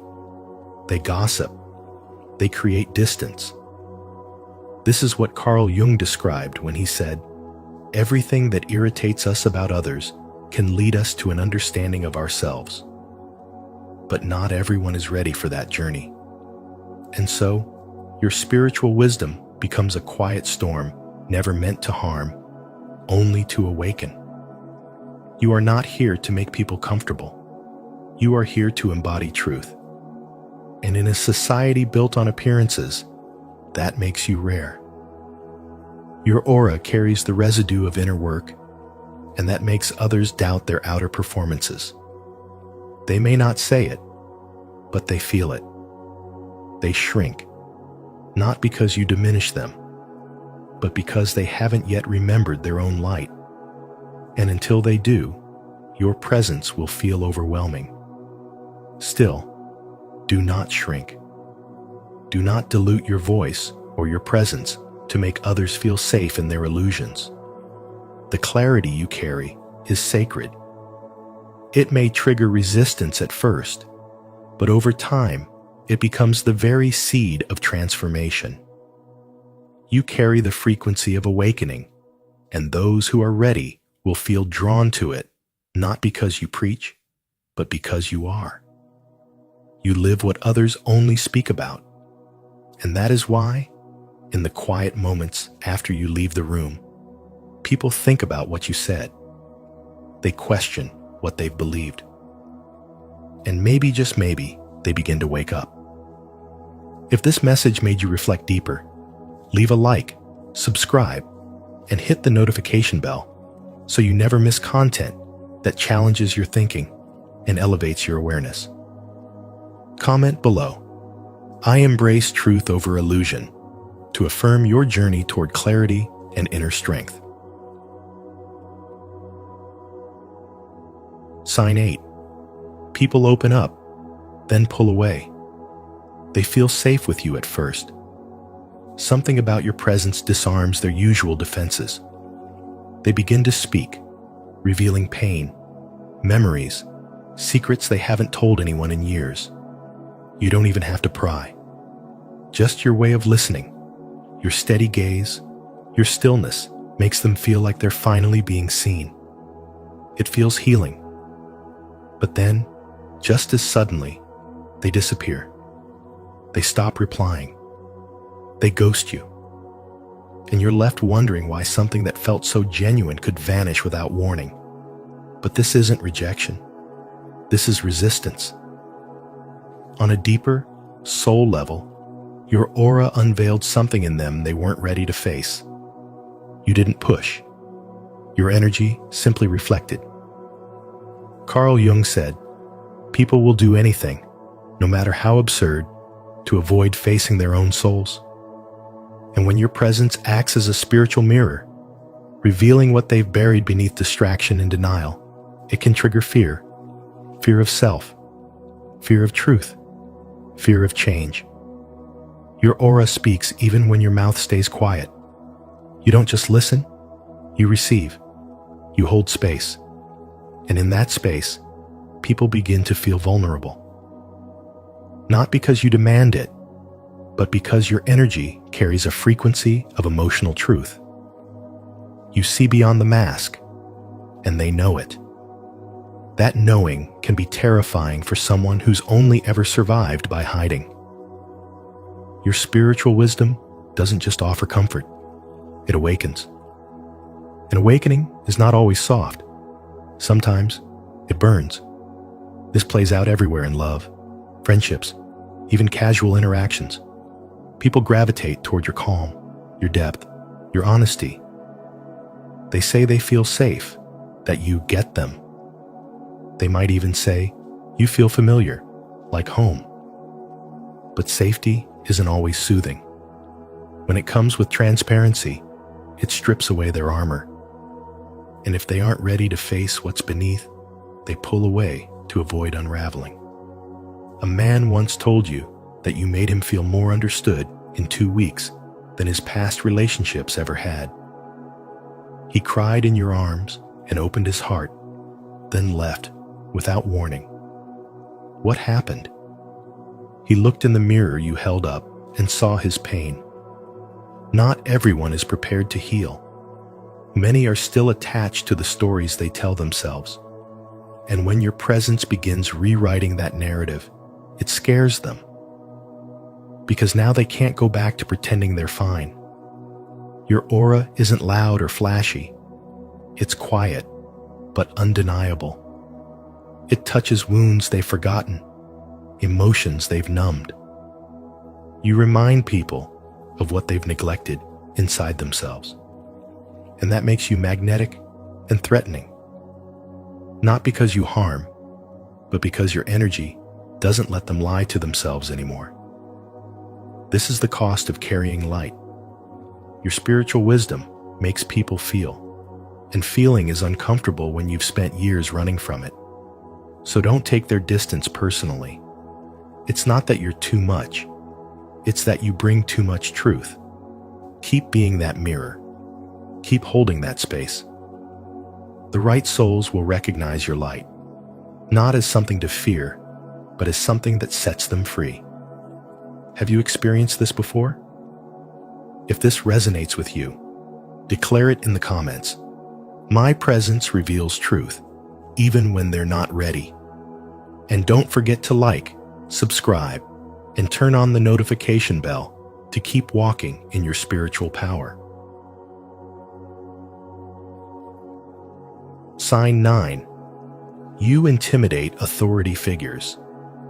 You don't need to speak loudly or assert control to command attention.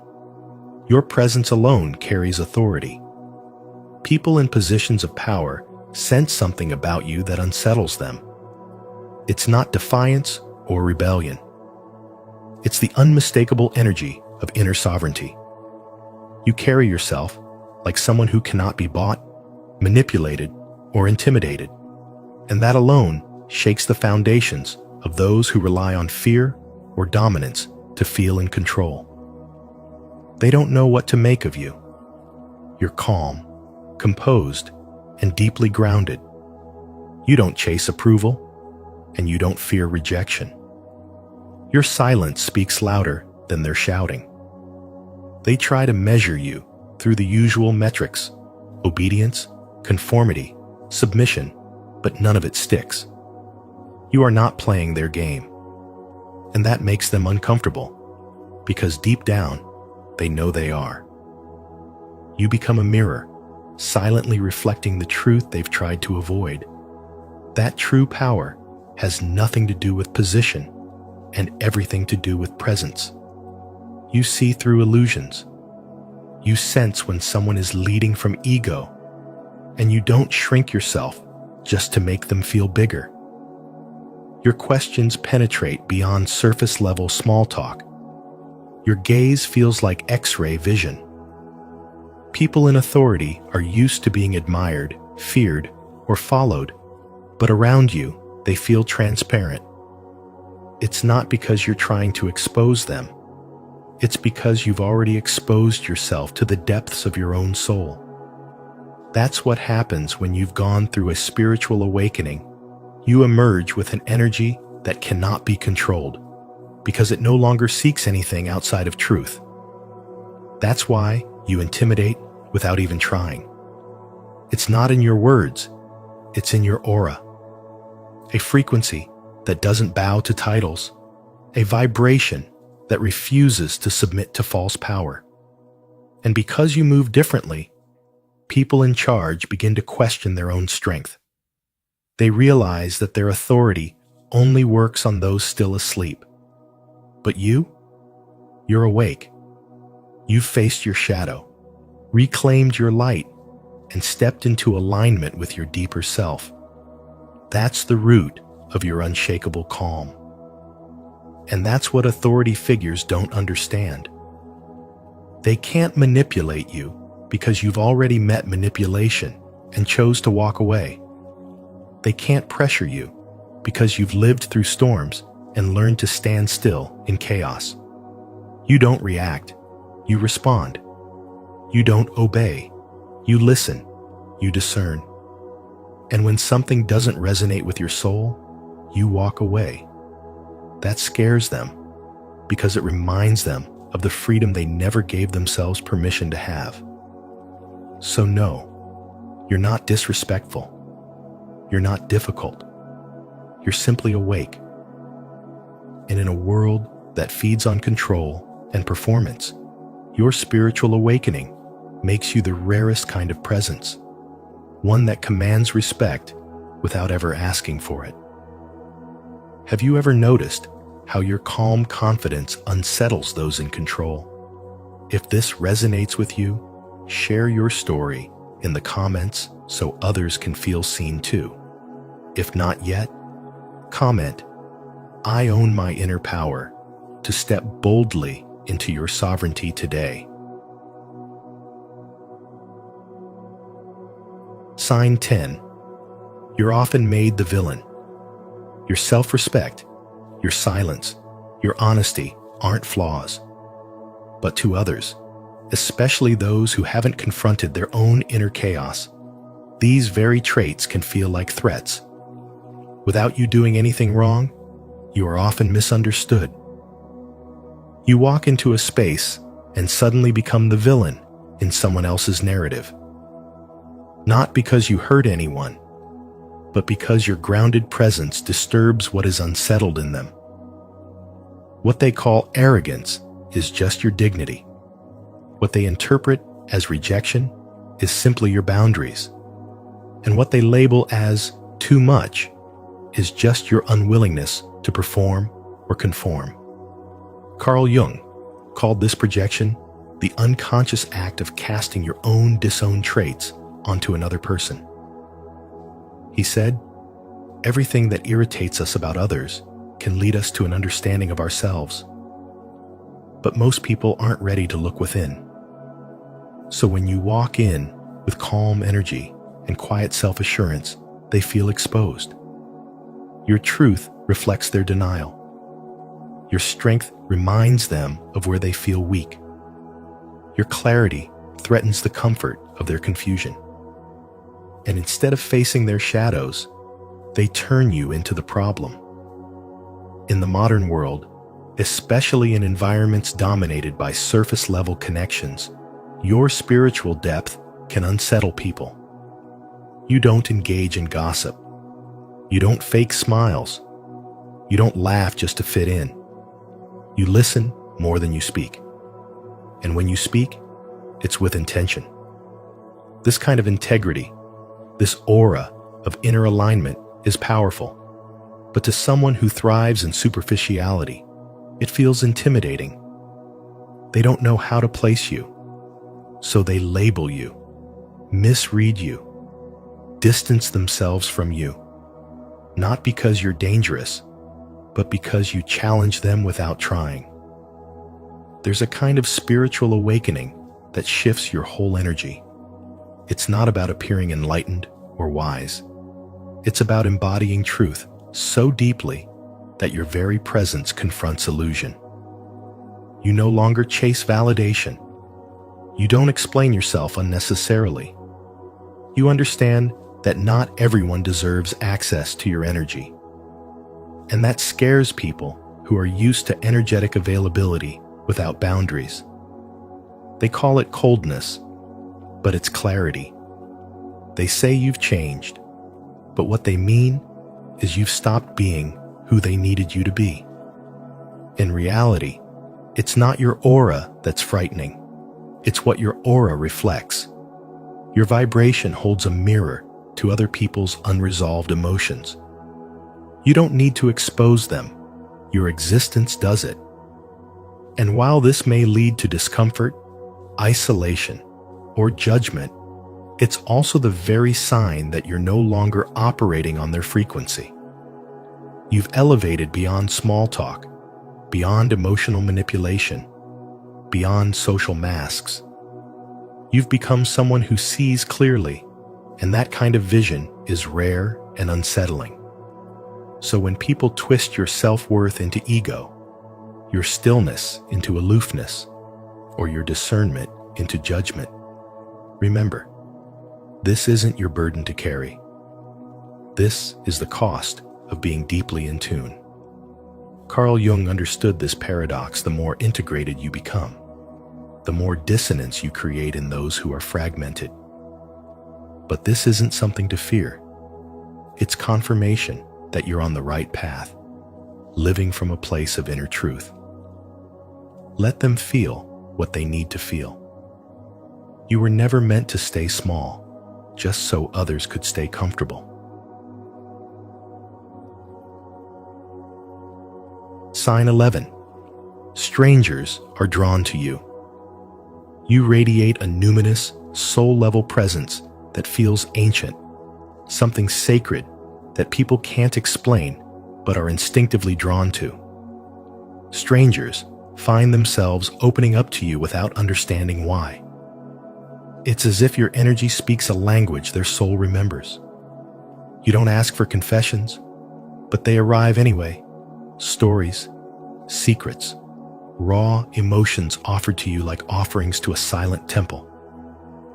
You listen not just with your ears, but with your being. Your presence becomes a space of safety.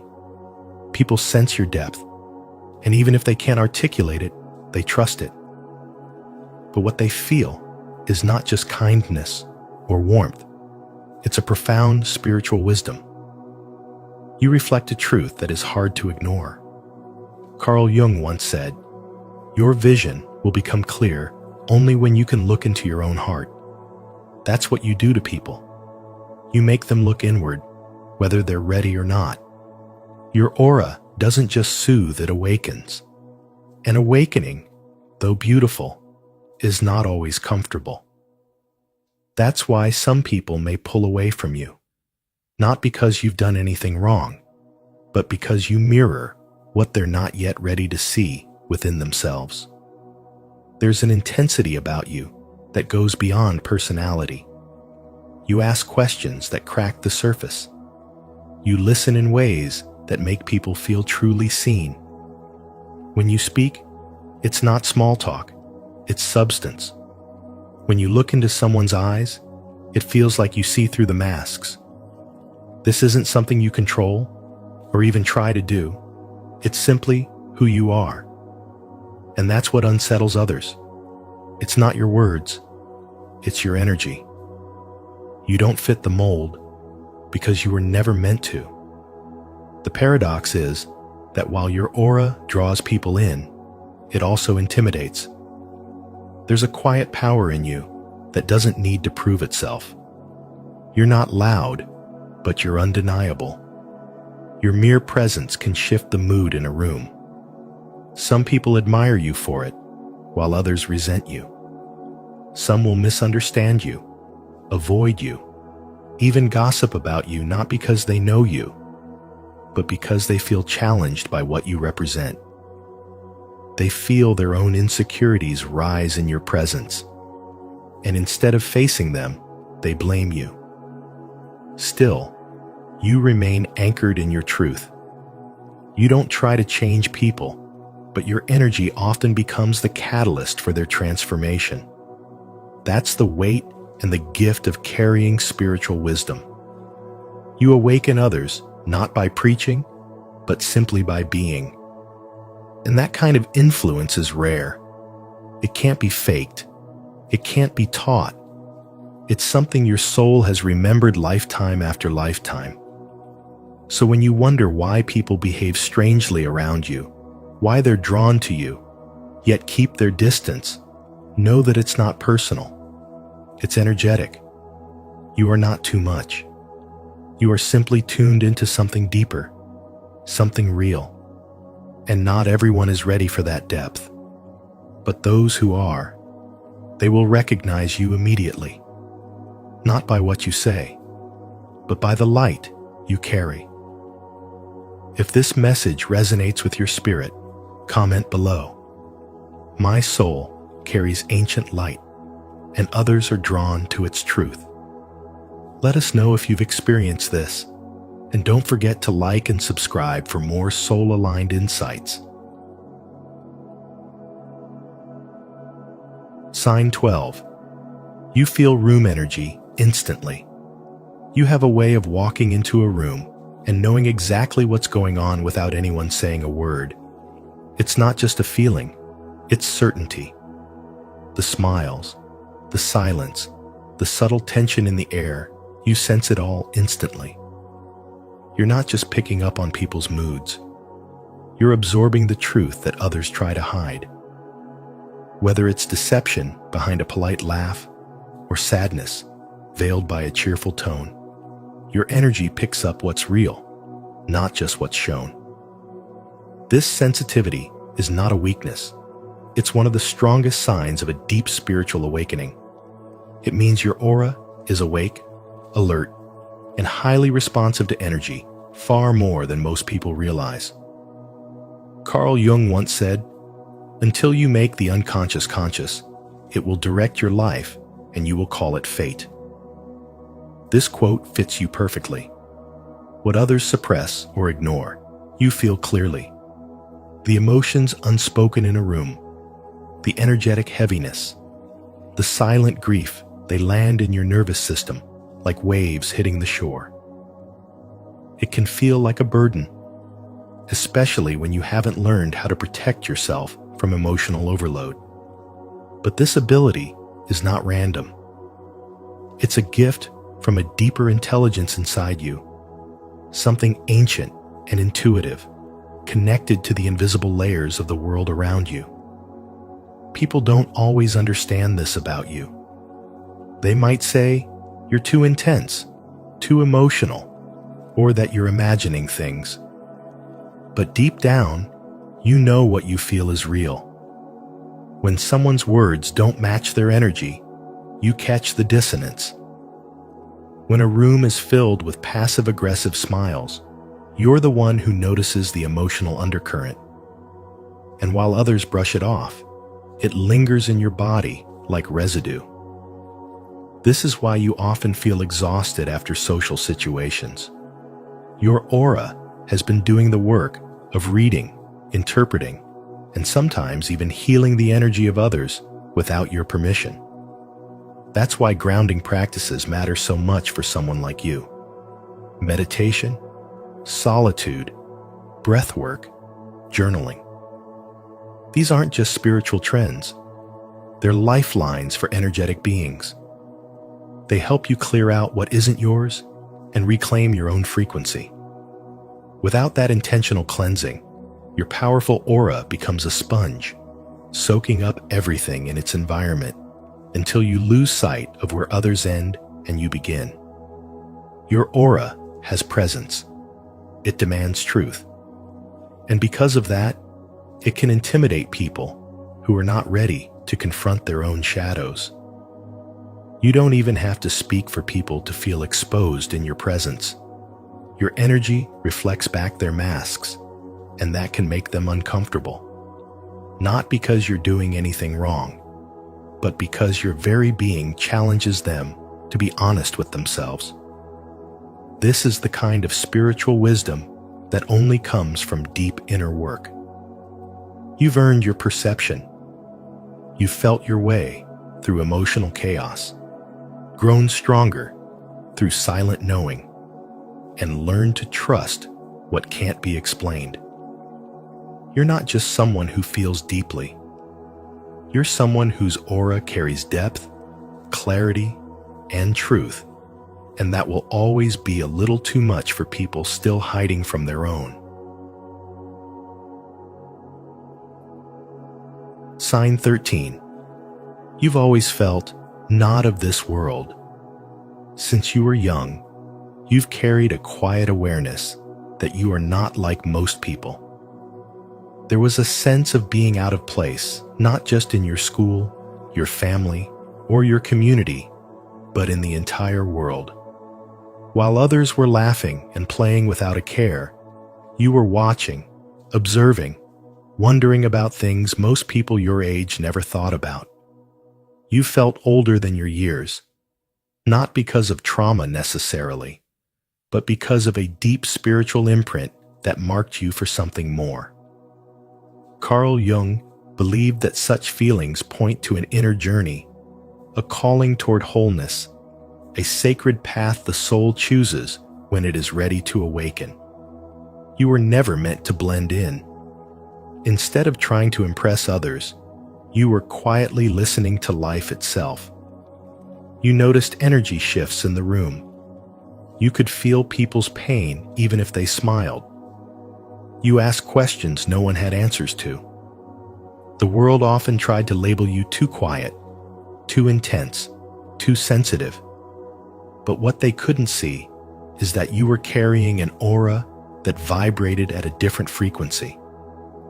Jung called this the path of individuation, the sacred unraveling of the masks we wear so we can become our truest selves. Your difference wasn't a flaw, it was the seed of transformation. And as you grew older, that invisible energy only intensified. You became the person others came to for guidance, but they didn't always stay. Friends vanished after you helped them through their darkest seasons. Some pulled away without explanation. You've walked into rooms and felt the air change, conversations stop, eyes glance away, laughter fade. Not because you did anything wrong, but because your presence demanded truth. Your aura challenges others, not with words, but with silent honesty. Carl Jung once said, "Everything that irritates us about others can lead us to an understanding of ourselves." And that is precisely why your energy unsettles people. It forces them to confront what they avoid. You don't need to speak much. Your stillness speaks louder than noise. Your gaze makes people feel seen in a way they weren't ready for. You're not trying to intimidate anyone, but your energy acts like a mirror, revealing what's hidden. That's why some avoid you. That's why some gossip behind your back. It's not about who you are, it's about what you reflect. They're not afraid of you. They're afraid of themselves in your presence. You trigger the parts of them they've long buried, and without realizing it, your spiritual vibration disrupts the illusions they cling to. In today's world, you may find yourself misunderstood, especially in shallow or noisy spaces where depth feels threatening. Maybe a coworker avoids speaking to you because your silence feels like judgment. Or maybe an old friend distances themselves because your growth reminds them of their stagnation. These are not signs that you are doing something wrong. These are signs that your light is strong. People don't run from darkness. They run from the light when their eyes haven't adjusted yet. Carl Jung believed that people fear their own potential more than they fear failure. And when you carry the aura of someone who is deeply awake, you embody that potential. Your energy whispers to others, "You can be more." But not everyone is ready to hear that. Some will try to dim you. Others will try to misunderstand you. But the truth is, your aura is not here to be liked. It's here to be felt. It's here to shift energy, awaken truth, and guide others, even if that means doing so from a distance. You were never meant to be ordinary. You were meant to carry the weight of awareness and the responsibility of light. Not everyone will walk with you. Not everyone will understand you. But those who are ready will recognize you not by your words, but by your energy. That is the quiet power of someone walking the path. Carl Jung spoke of the path of self-realization, where your mere presence becomes the medicine, even if it burns before it heals. To affirm your soul's journey and the wisdom you've carried since childhood, comment below, "I was born for this path." Your words may be the light that helps someone else feel less alone in their awakening. Thank you for watching. If this message resonated with you, take a moment to reflect on the power of your presence. Your energy speaks louder than words, and sometimes it unsettles those who aren't ready to face their own shadows. If you found this video insightful, please give it a like, share it with someone who might need this truth, and subscribe to Spiritual Wisdom. Don't forget to turn on the notification bell so you won't miss any of our upcoming videos on Carl Jung, aura energy, and the deep journey of spiritual awakening. Stay radiant, and remember, your light isn't meant to be dimmed.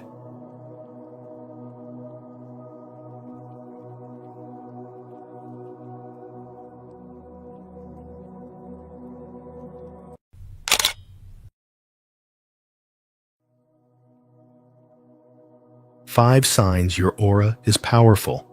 You're not like everyone else. Your aura is the fingerprint of your soul. This quote reminds us that the energy you carry speaks long before you ever say a word. At Spiritual Wisdom, we believe that recognizing and understanding your unique aura is not just about self-awareness. It's about unlocking deeper joy, confidence, and purpose in everyday life. In today's video, we'll explore 5 powerful signs that your aura sets you apart from the crowd. As you listen, ask yourself, have you ever felt different, magnetic, or deeply in tune with energy others couldn't see? If so, you may be more powerful than you think. Comment below and share which sign resonates most with your journey. And don't forget to like and subscribe if you're ready to live with radiant spiritual power every day. 1. Magnetic attraction, the stranger magnet effect. There are people who carry a presence that speaks louder than their words. Even in silence, they draw attention not through effort, but through energy. This quiet magnetism is not about appearance or charm. It's something deeper, the aura. Those with powerful auras often experience what's known as the stranger magnet effect. Strangers approach them, not with caution, but with comfort. People share their life stories within moments of meeting. Children smile and feel safe around them. Animals calmly sit nearby or follow them as if sensing something pure and grounded. These interactions aren't random. They are energetic responses. When your inner frequency is strong and stable, the world responds with trust. People may not understand why they're drawn to you. They just are. This unspoken resonance goes far beyond personality. It is the invisible language of energy. When someone is aligned with their core self, their aura expands and becomes a living message to the world. I am safe. I am whole. I see you. Without realizing it, others pick up on this vibration and instinctively lean in. Modern science confirms what spiritual wisdom has always taught. According to the HeartMath Institute, the human heart emits an electromagnetic field that can be measured several feet outside the body. This field changes with our emotional state. When you're calm, loving, and present, your energy becomes more coherent, and that coherence has the power to influence those around you. It creates an unspoken sense of ease that invites authenticity from others. It's not about being perfect. It's about being real. Your aura doesn't become powerful through pretending or performance, but through healing and integration. You've likely walked through your own storms. You've faced discomfort, asked deep questions, and refused to live on autopilot. That journey shows in your energy.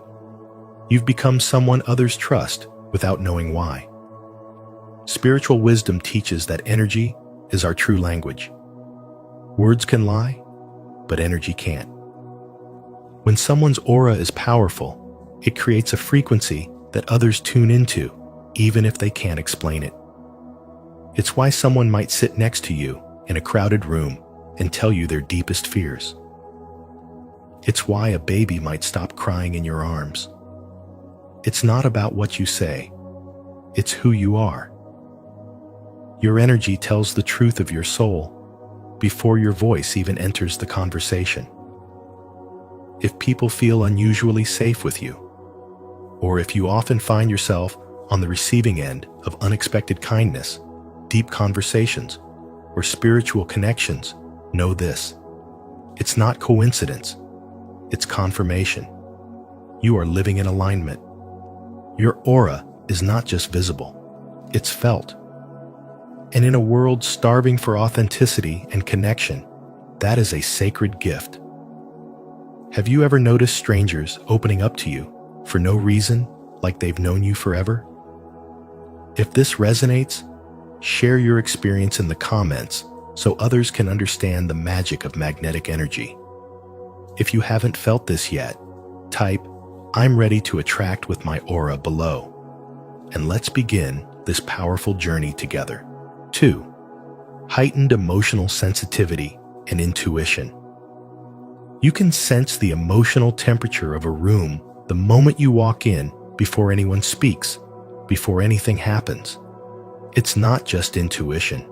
It's your energy field, your aura, absorbing everything around you like a sensitive antenna tuned to unseen frequencies. You notice subtle shifts in mood, unspoken tension, or hidden joy. Where others rely on words and expressions, you rely on feeling. You just know, without needing proof. And that knowing guides you in ways most people can't understand. This deep emotional sensitivity is not a weakness. It's one of the most powerful signs of a spiritual awakening. You're not merely empathic. You are energetically porous.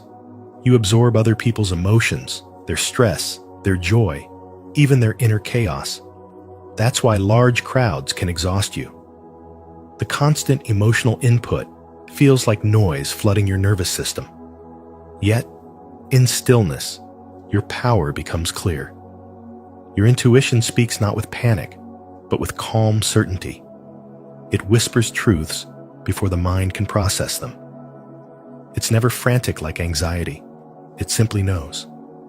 You might find yourself sensing danger before it appears, or feeling someone's heartbreak even when they smile. You feel the contradiction between what people say and what their energy reveals.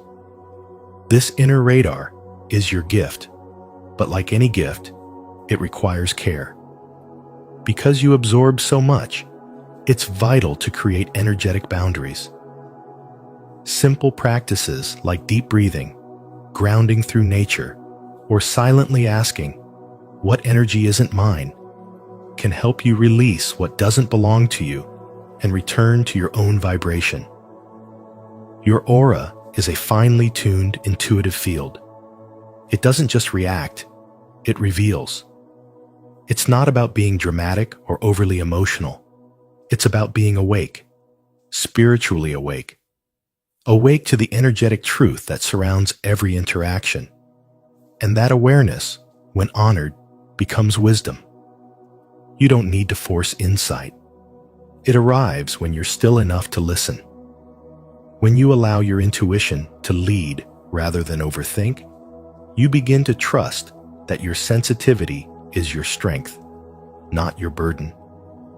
While others may dismiss your feelings as too much, you know that your emotional depth allows you to feel what they're running from. That's why your presence can be both healing and confronting. You remind others of what they've silenced within themselves. And that is the sacred work of someone whose aura carries spiritual wisdom. Not to absorb everything endlessly, but to discern, to feel, and to stand in your truth without apology. If this message resonates with your soul, don't forget to like, subscribe, and turn on the notification bell so you won't miss what's coming next. And in the comments, let us know, have you ever sensed something no one else could? Your experience might help someone feel a little less alone. 3. Physical manifestations of your aura. A powerful aura doesn't just influence people emotionally, it leaves a physical mark on the world around you. If your energy field is strong enough, it can cause lights to flicker when you walk into a room, drain the battery on your phone faster than usual, or even stop watches from ticking.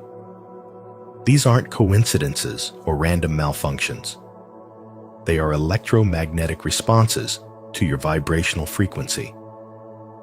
Carl Jung once said, "Until you make the unconscious conscious, it will direct your life and you will call it fate." The same principle applies to your aura. When you're unaware of how your energy affects the environment, you might dismiss these signals as bad luck, but in truth, they are physical echoes of your inner power. Your body also participates in this energetic expression. People with high-frequency auras often radiate warmth literally. Others may feel heat when standing near you. Or you might notice your hands heating up during moments of strong emotion or focus. This isn't just body temperature. It's a release of energetic intensity, the same life force known as chi or prana in ancient traditions. When your aura burns bright, it warms more than just your spirit. It reaches into the physical world. Goosebumps that arise during moments of clarity, chills that signal a spiritual presence, or dreams that unfold into reality are more common than you think among energetically sensitive people. These are not fantasy or imagination. They are intuitive messages flowing through your nervous system and energy field. Carl Jung called this synchronicity, meaningful coincidences that reflect an unseen order in the universe. When your aura is powerful, you begin to experience life not only logically, but psychically, intuitively, with a heightened perception that reveals deeper truths. Maya, a young woman who worked in a digital customer support office, once believed she was just unlucky with electronics. Her phone screen constantly froze, and her laptop mysteriously shut down whenever she was upset. But a coworker once joked, "You're like a walking energy bomb." And something clicked. She started noticing how her emotional state seemed to affect her environment. With every surge of frustration or excitement, the tech around her responded. What she thought was a problem was actually a sign her energy was real, reactive, and powerful. She began practicing mindfulness, grounding herself through breath and silence, and gradually her devices stabilized. Her aura didn't weaken. She simply learned how to wield it with awareness. This is what many people with strong auras come to realize. Your energy field doesn't stop at your skin. It radiates outward, interacting with everything: people, objects, spaces. When you're not aligned emotionally or spiritually, that force can create friction. But when you're centered, it becomes magnetic, healing, and deeply impactful. This is more than spiritual theory. It's a lived reality for those undergoing deep spiritual awakening. Your aura is not subtle. It's active, alive, and capable of influencing the material world. Recognizing these signs, from flickering lights to goosebumps during truth moments, is the beginning of learning how to master your energy. Carl Jung's spiritual wisdom reminds us that once you become conscious of your power, you're no longer a victim of life's random patterns. You become a co-creator. And in this awareness, the energy that once felt chaotic becomes your greatest source of inner strength. Do you recognize these signs in your own life? If you do, declare it boldly in the comments. My aura is powerful, and the universe responds to my energy. 4. Natural boundaries and energy management. You naturally withdraw after social interactions, not because you're distant or antisocial, but because your energy needs space to breathe. While others might crave constant stimulation, you intuitively understand that too much external input drains your inner world. Your solitude isn't isolation, it's sacred maintenance. You return to yourself not out of avoidance, but as a form of energetic hygiene. This is how you sustain your clarity, your peace, and your spiritual center in a world that rarely slows down. You set invisible boundaries that others may never see, but definitely feel. You decline invitations to chaotic environments, not out of judgment, but because your energy recognizes disharmony before your mind can explain it. Loud spaces, disorganized crowds, people who constantly demand attention, These things feel like static buzzing against your skin.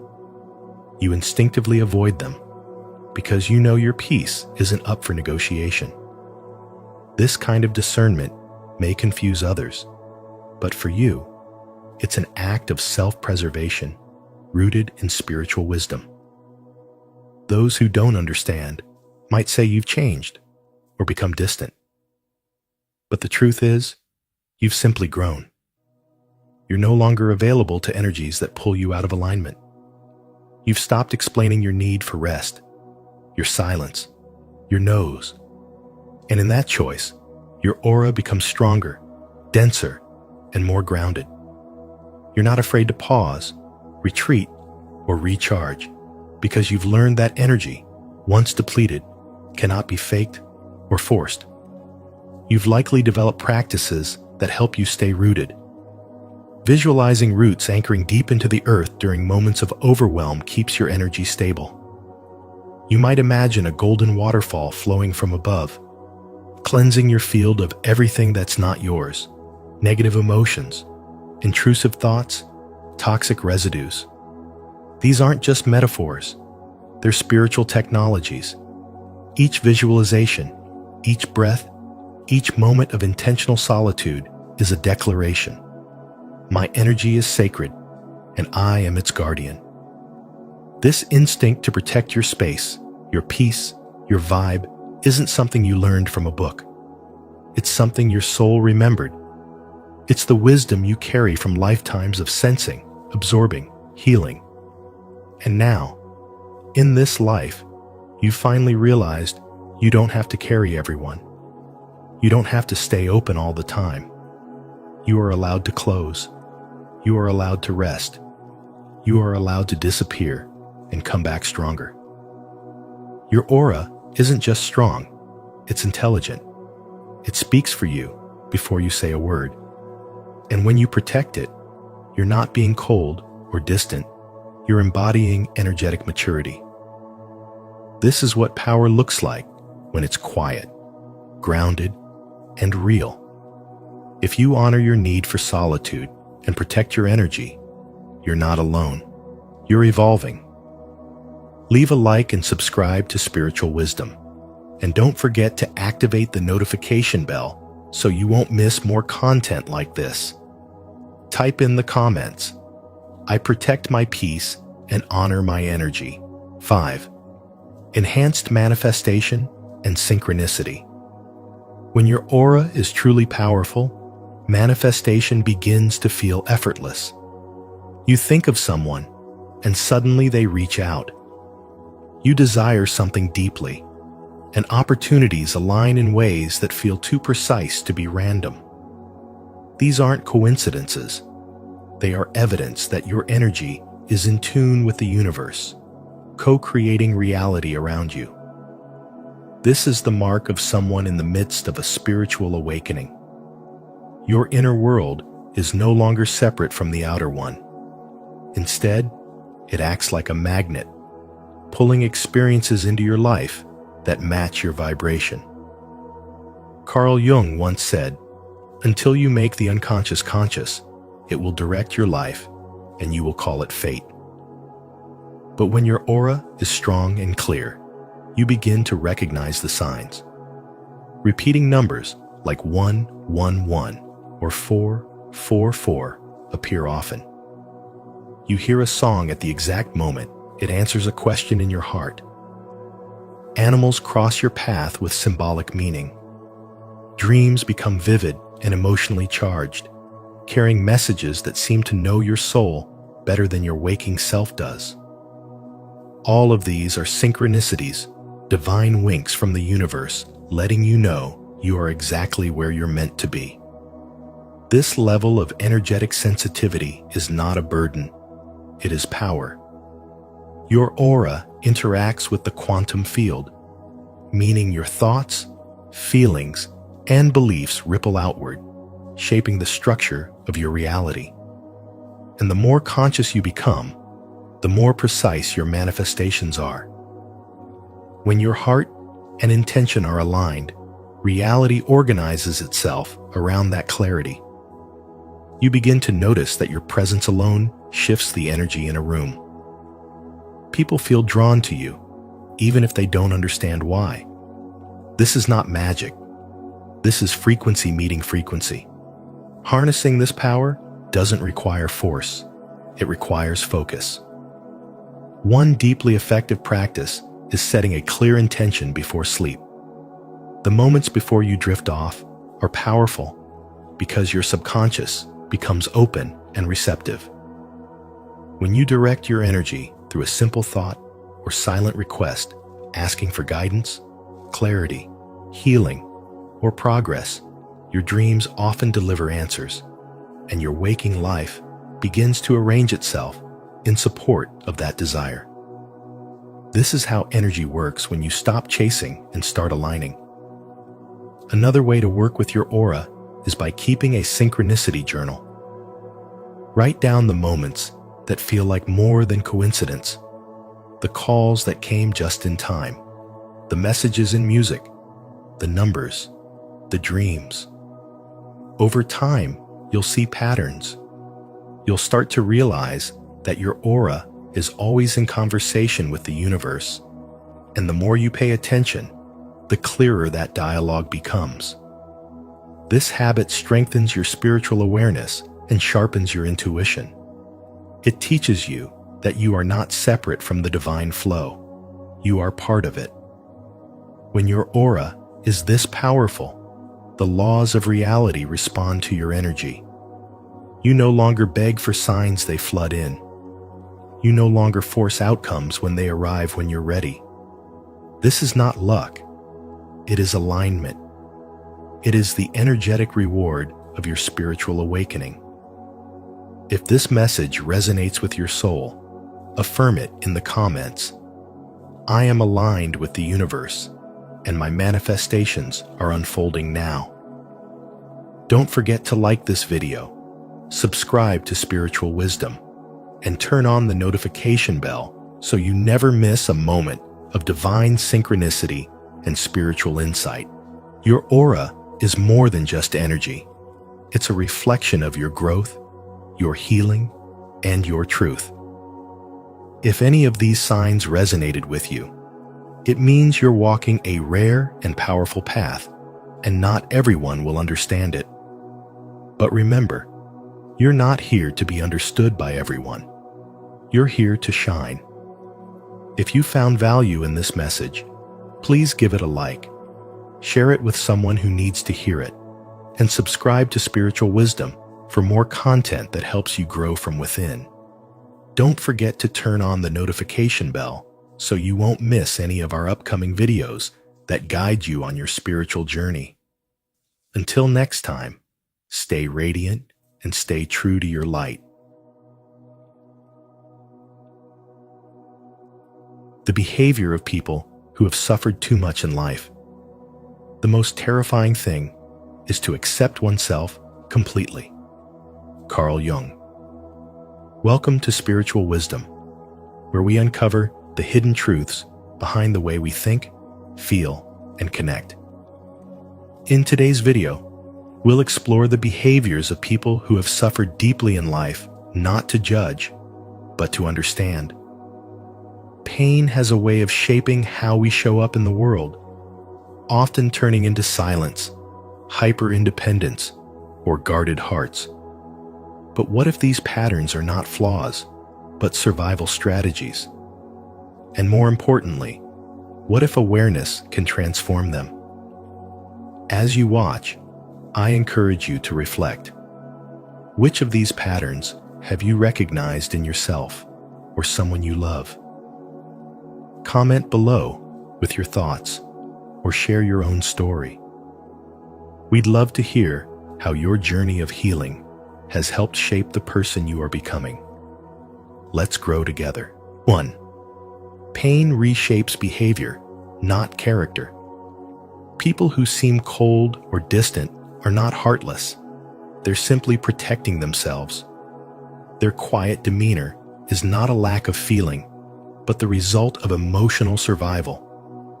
Pain doesn't erase a person's true nature, but it does change how they show up in the world. Carl Jung taught that when pain is not brought into consciousness, it hides and turns into behavior. What we often mistake as indifference is actually someone trying not to be wounded again. Their actions are not a reflection of who they are deep down, but of what they had to become to stay safe. Those who've suffered deeply rarely wear their pain on their sleeves. Instead, they build walls, not because they want to keep others out, but because they've been let down too many times. It's easier to appear emotionless than to risk vulnerability again. Spiritual wisdom reveals that these defense mechanisms, withdrawal, silence, overthinking, are not personality traits, but emotional strategies born from wounds that were never given the chance to heal.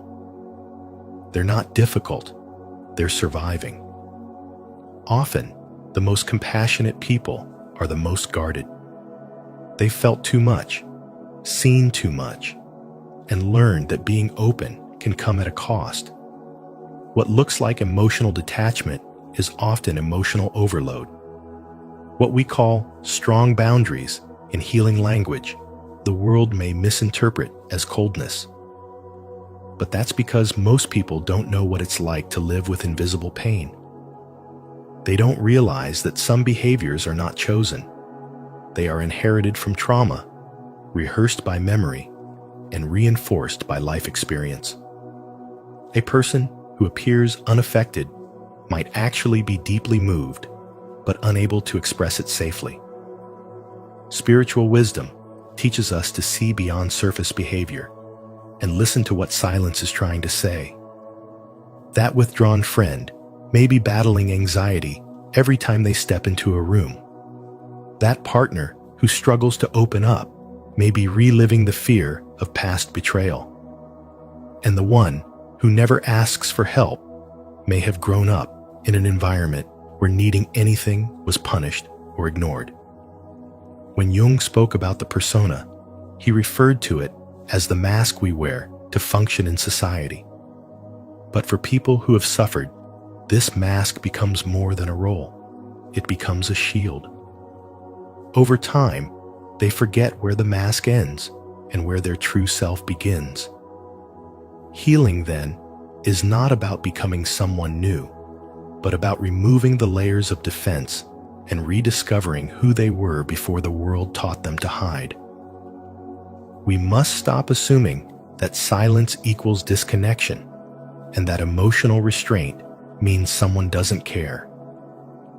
Often, it's the opposite. They care so deeply that their heart has learned to tread carefully. Every quiet response, every delayed reply, every moment of hesitation is a story, a history that deserves to be honored, not judged. Spiritual wisdom reminds us to meet others not with assumptions, but with curiosity and compassion. So when you encounter someone who seems distant, consider what battles they might be quietly fighting. Don't rush them. Don't push them to perform connection in a way that makes you comfortable. Instead, hold space. Because often, behind the armor is a soul longing to be understood, not for what they show, but for what they've survived. Have you ever hidden your true self just to avoid getting hurt again? If so, share your experience in the comments. Your story might help someone feel less alone. And if you're still learning how to lower your guard, comment, "I'm learning to trust again," so we can grow through this together. 2. Emotional defenses are survival mechanisms. What the world often calls toughness is, more truthfully, a carefully constructed suit of armor built from silent suffering. Behind the mask of emotional distance or control is not a cold heart, but a deeply wounded soul that once learned, maybe as a child or in a past relationship, that vulnerability was not safe. When love was unpredictable, when trust was broken, when emotions were punished or ignored, the psyche did what it had to do to survive. it built defenses. Withdrawal, aloofness, control, hyper-independence. These behaviors didn't start as choices. They were instincts, forged in moments when openness was met with pain. Carl Jung said, "The most terrifying thing is to accept oneself completely." And for many, it's not just the outside world they're guarding against. It's the fear of their own emotions, their own softness, their own unmet needs. These inner wounds, left unacknowledged, don't disappear. Instead, they hide. They shapeshift into personality traits and habits that the world misunderstands. Someone who avoids deep conversation may have once been silenced. Someone who controls every outcome may have grown up in chaos. These aren't flaws. They're survival codes. Emotional defenses are the language of the soul trying to stay safe. And yet, what once protected them begins to imprison them. The wall that kept the danger out also keeps connection out. They long for love, for belonging, but can't fully trust it. Every gesture of care is filtered through old memories. What if they leave? What if they lie? What if it hurts again? The body remembers what the mind forgets.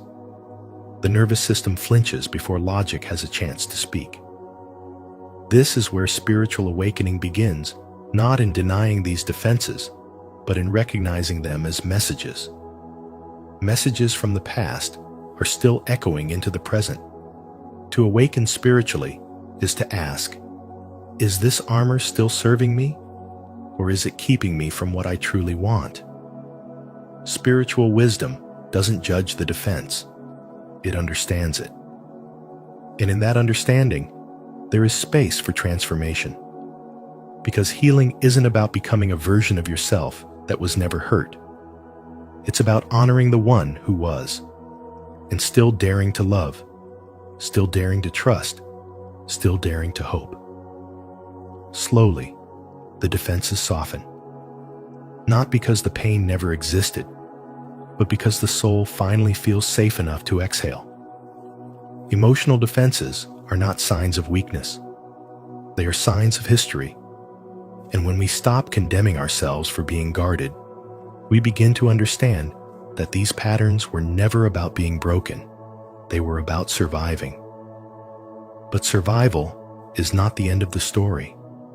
In the light of awareness, survival turns into growth. Protection turns into presence. And the armor, which once felt necessary, begins to fall away one brave breath at a time. If this message resonates with you, comment below. My defenses once protected me, but healing begins now. Let's grow together by shedding the armor we no longer need. 3. Jung's complexes, emotional wounds that still react. Carl Jung taught that when we experience trauma, it doesn't simply pass. It embeds itself into the psyche as what he called complexes. These are not just emotional memories. They are unconscious emotional patterns that lie beneath our awareness, reacting to the present as if it were the past. They act like emotional landmines, dormant until something in the environment echoes the original wound. And once triggered, they explode in the form of overreactions, anxiety, defensiveness, or silence. Even in safe moments, people with deep emotional wounds may suddenly feel abandoned, rejected, or attacked, not because of the present, but because of what their nervous system still remembers. Someone who has suffered deeply might seem irrational when they're actually reacting to an invisible pain. A delayed message feels like being forgotten. A simple disagreement feels like betrayal. These aren't exaggerations, they are survival responses. Jung believed these complexes behave like fragmented personalities within us. They hijack the mind, take over the body, and temporarily silence reason. You might find yourself saying something sharp, withdrawing, or breaking down, and afterward wondering, why did I do that? The truth is, it wasn't just you. It was the part of you that never got to heal. Take the example of a woman who always handles things alone. She's smart, reliable, successful. But the moment her partner forgets a promise, she doesn't just get upset, she feels completely undone. That reaction doesn't come from this moment. It comes from the little girl who waited for her father to show up and watch the sun set alone. The adult is functioning, but the child is still hurting. And the trigger? It's not the person in front of her. It's the wound inside her. These emotional patterns shape how people behave in relationships, at work, and with themselves. And because they are unconscious, people often feel confused, guilty, or ashamed for being too emotional or too intense. But Carl Jung reminds us that nothing changes until it's made conscious. Naming the pattern takes away its power. Understanding the root gives you space to respond differently.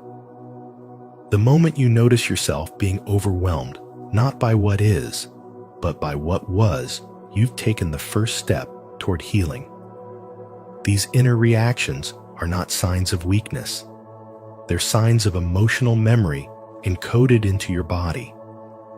They are the reasons why someone avoids closeness, overreacts to silence, or expects rejection even in love. This is not about drama.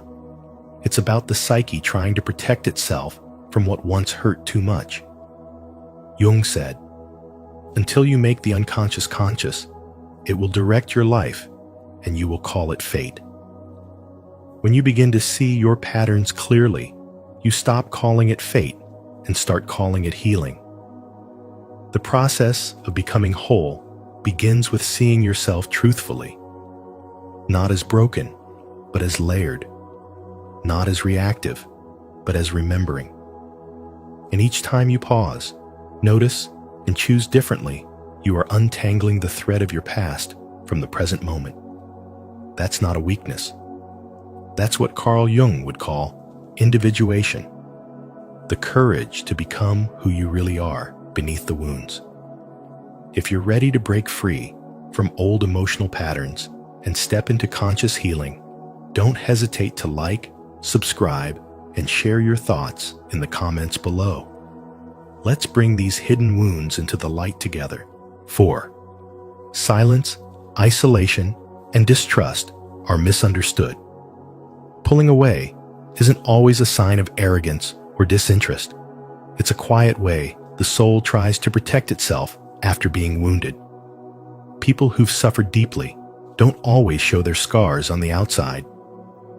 Instead, they retreat into silence, not because they don't care, but because they've cared too much in the past and been left to bleed alone. Carl Jung once said that what we do not make conscious will direct our lives, and we will call it fate. That's exactly what happens when pain goes unspoken. It becomes behavior, patterns, and distance. Silence becomes a shelter, not because people want to isolate themselves forever, but because silence doesn't judge, doesn't interrupt, and doesn't betray. It holds space for what the world so often dismisses. But that same silence, left unchecked, can grow into something heavy. It can turn into a wall that keeps both the pain in and the love out. What once protected the soul can start to suffocate it. People who have been betrayed or emotionally abandoned often develop a deep mistrust, not just toward others, but toward their own ability to judge character. They overthink every gesture of kindness, wondering if it's genuine or if it comes with a hidden price. They may appear distant or guarded, but that's not coldness, it's memory. Spiritual wisdom teaches that this kind of withdrawal is not weakness. It is a nervous system trying to regulate itself in a world that felt unsafe for too long. Isolation is another misunderstood behavior. It can look like laziness or social disconnection from the outside. But for someone who's suffered, it's a way to recharge in a world that has drained them dry. They aren't running from people. They're running from overwhelm. And yet, as comforting as solitude can be, it can also become addictive. If no one enters your space, no one can hurt you, but no one can love you either. When distrust settles in the heart, it doesn't always come from cynicism. It often grows from hope that was crushed one too many times. Each time they opened up and were dismissed, the heart learned to close a little tighter. And so now, even when love shows up with good intentions, they hesitate. They scan for inconsistencies, wait for the mask to fall, because they've seen too much and believed too fast before.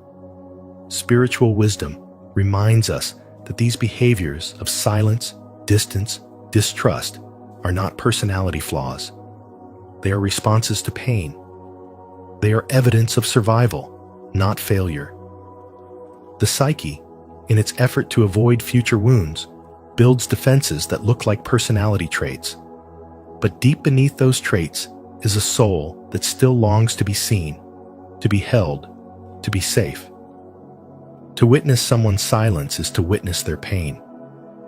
To love them through it is to understand that healing doesn't always look like speaking up, reaching out, or saying yes. Sometimes healing looks like giving space, asking nothing, and simply being there. Because the loudest cries for help don't always come in words. Sometimes they come in silence. Do you recognize this kind of silence within yourself or someone you love? If so, comment below. I protect my peace, but I choose healing. Your words might speak life to someone else walking the same path. 5. The persona, hiding behind strength. Many people who appear composed and confident are not truly at peace. They're just well rehearsed. What the world sees as strength is often a carefully maintained mask, what Carl Jung referred to as the persona. It's a survival strategy, built layer by layer in response to past pain. This mask doesn't just shield vulnerability. Over time, it becomes a cage that disconnects a person from their authentic self. The more it is worn, the more it starts to feel like an identity. But deep down, the soul knows it's not real. Behind this mask is often someone who learned, through experience, that the world does not easily hold space for raw emotion or visible weakness. So instead of crying, they smiled. Instead of reaching out, they became independent. Instead of falling apart, they carried others. The strong one becomes a role so deeply ingrained that even they forget it's a performance. But when the applause fades and the room is silent, a haunting question lingers. Who am I when no one is watching? Carl Jung once said, "The most terrifying thing is to accept oneself completely." That's why many people keep the mask on.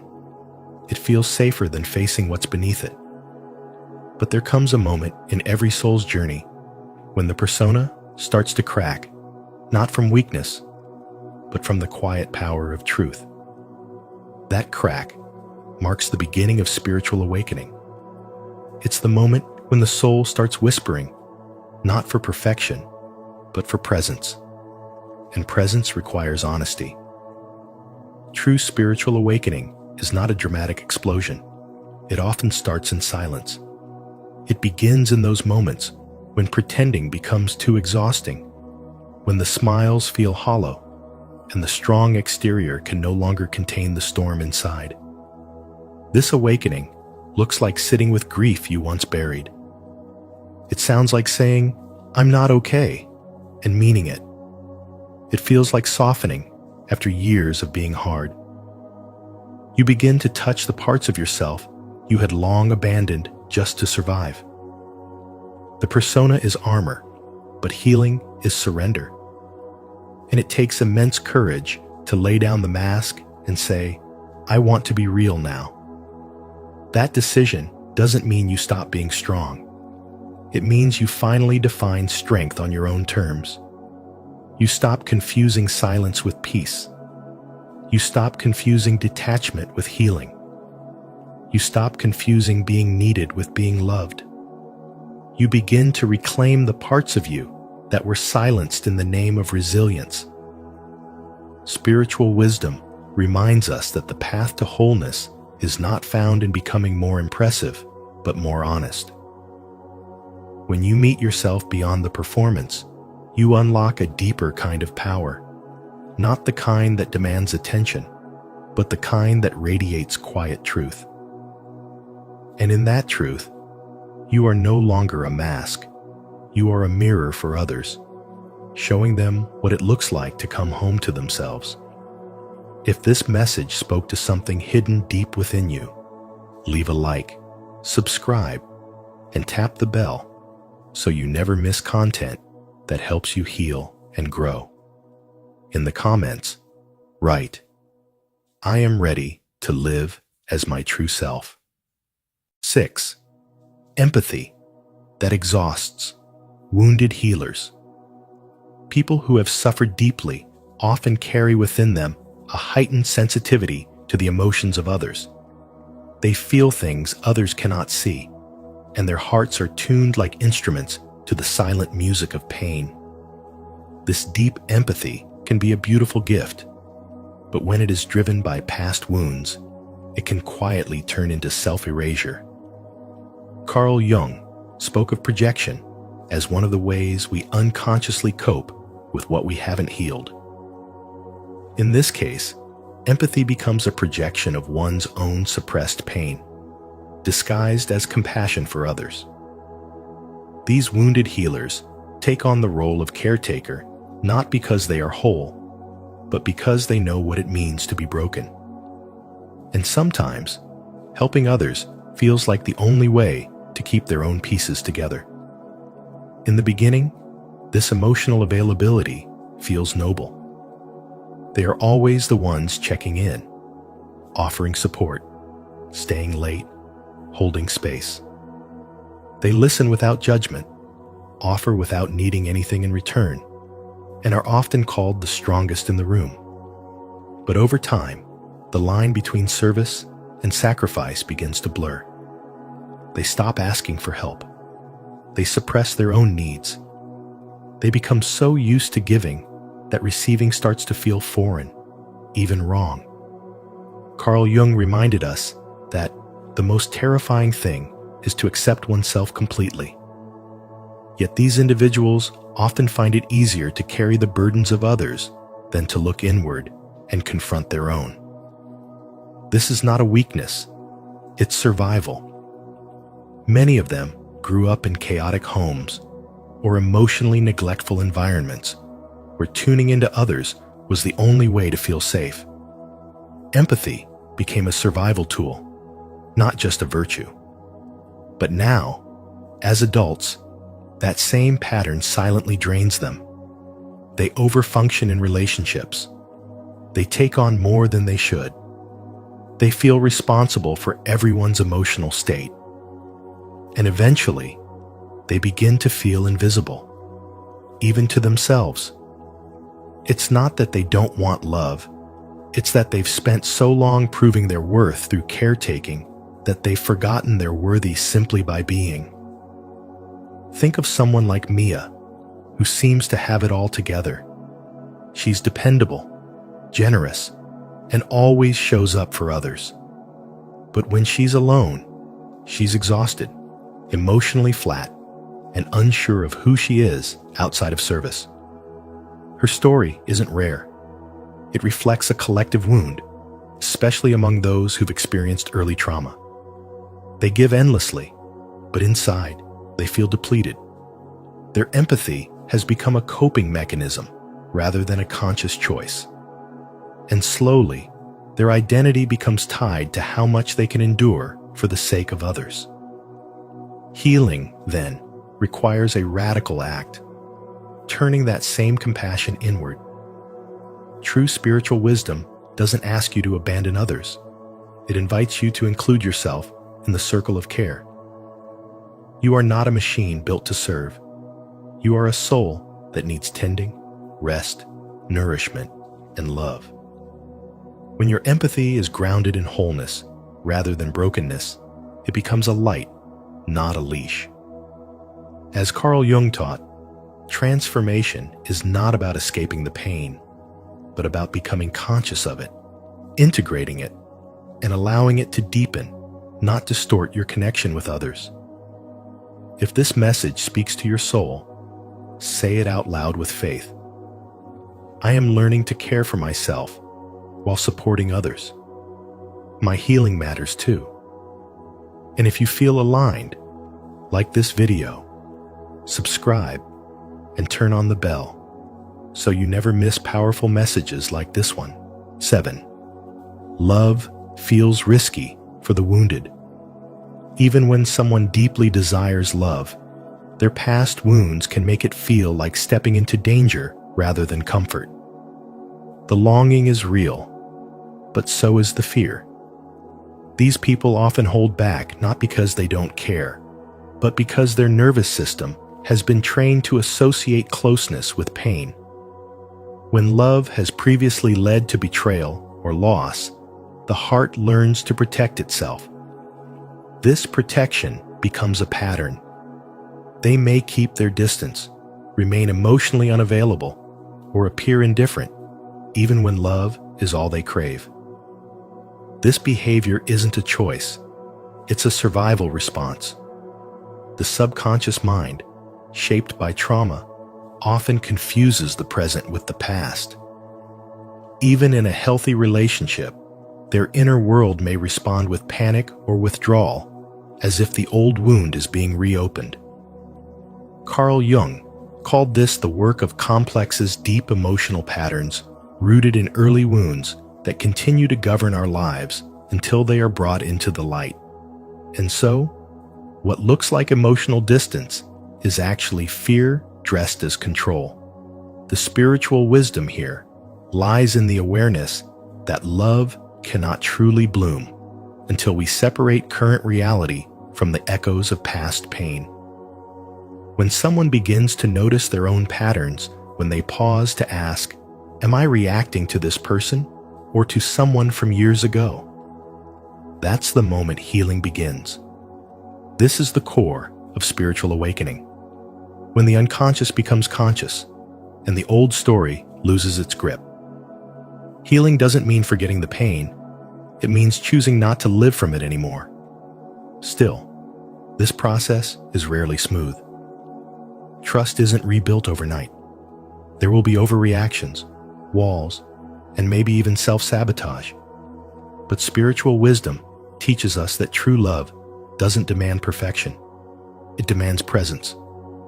The kind of presence that says, "I see your wounds, and I will not abandon you for having them." The kind of presence that doesn't take fear personally, but instead offers gentle reassurance. Love, when rooted in understanding, becomes the medicine the soul has always longed for. Many people who seem distant or cold are not rejecting love. They are simply unsure whether love is safe. They are trying to protect what was once shattered. And the most courageous thing they can do is to try again, to risk being known, even after being broken. Every step they take toward intimacy is a triumph of the human spirit. It's the deepest kind of strength. Love feels risky for the wounded because their past has taught them that love isn't safe. But when met with spiritual wisdom, patience, and compassion, the walls they've built don't have to become prisons. They can become bridges back to connection, back to truth, back to a love that doesn't hurt but heals. If this message speaks to the part of you that still hopes for love despite the pain, leave a comment of faith.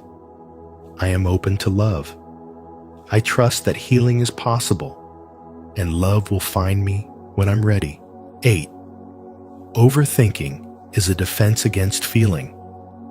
Overthinking is not just a habit, it's a shield. When someone has suffered too deeply, the mind steps in as a guard, building walls out of thoughts and logic to keep the heart from feeling too much. It might look like intelligence or caution, but often it's protection. The mind becomes a fortress where pain is analyzed, dissected, explained, but never truly felt. Carl Jung taught us that insight alone does not heal. True transformation begins only when we feel our pain, not just understand it. Many people who overthink are not trying to be difficult or dramatic. They are trying to survive. They learned early in life that emotions were too overwhelming, too unsafe, or simply unwelcome. So they climbed into the safety of their minds. Every scenario is mentally rehearsed. Every decision is triple-checked. Every word spoken is replayed again and again, not because they're unsure, but because they've been hurt. And the mind became their safest place. But here's the paradox. Overthinking keeps you busy on the surface while keeping you far from the truth. You can't think your way through grief. You can't solve heartbreak like a puzzle. You can't plan your way out of emotional wounds. Healing begins the moment you allow yourself to feel what you've been avoiding. That is the moment when the mind must loosen its grip and allow the heart to breathe. Spiritual awakening is not just about consciousness, it's about courage. The courage to sit with what hurts without rushing to fix it. So many overthinkers are deeply intuitive, emotionally intelligent people who carry hidden scars.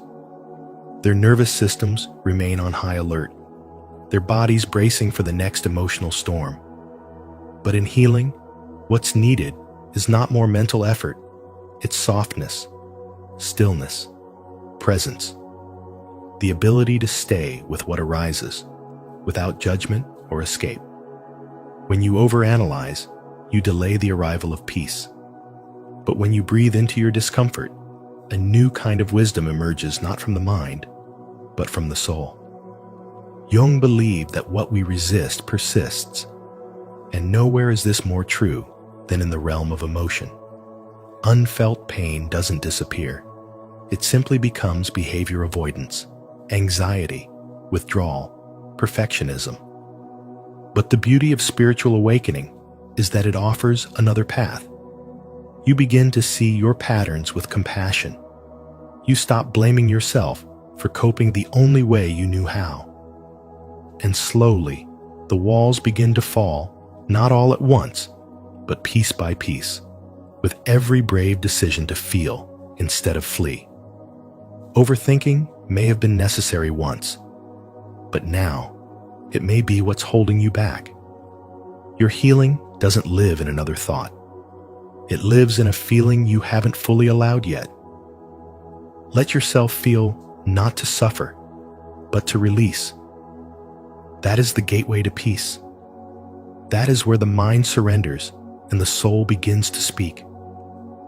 And when it does, you'll find that what you were protecting all along wasn't pain. It was your own light, waiting to be seen. If you're still with us, drop a comment below.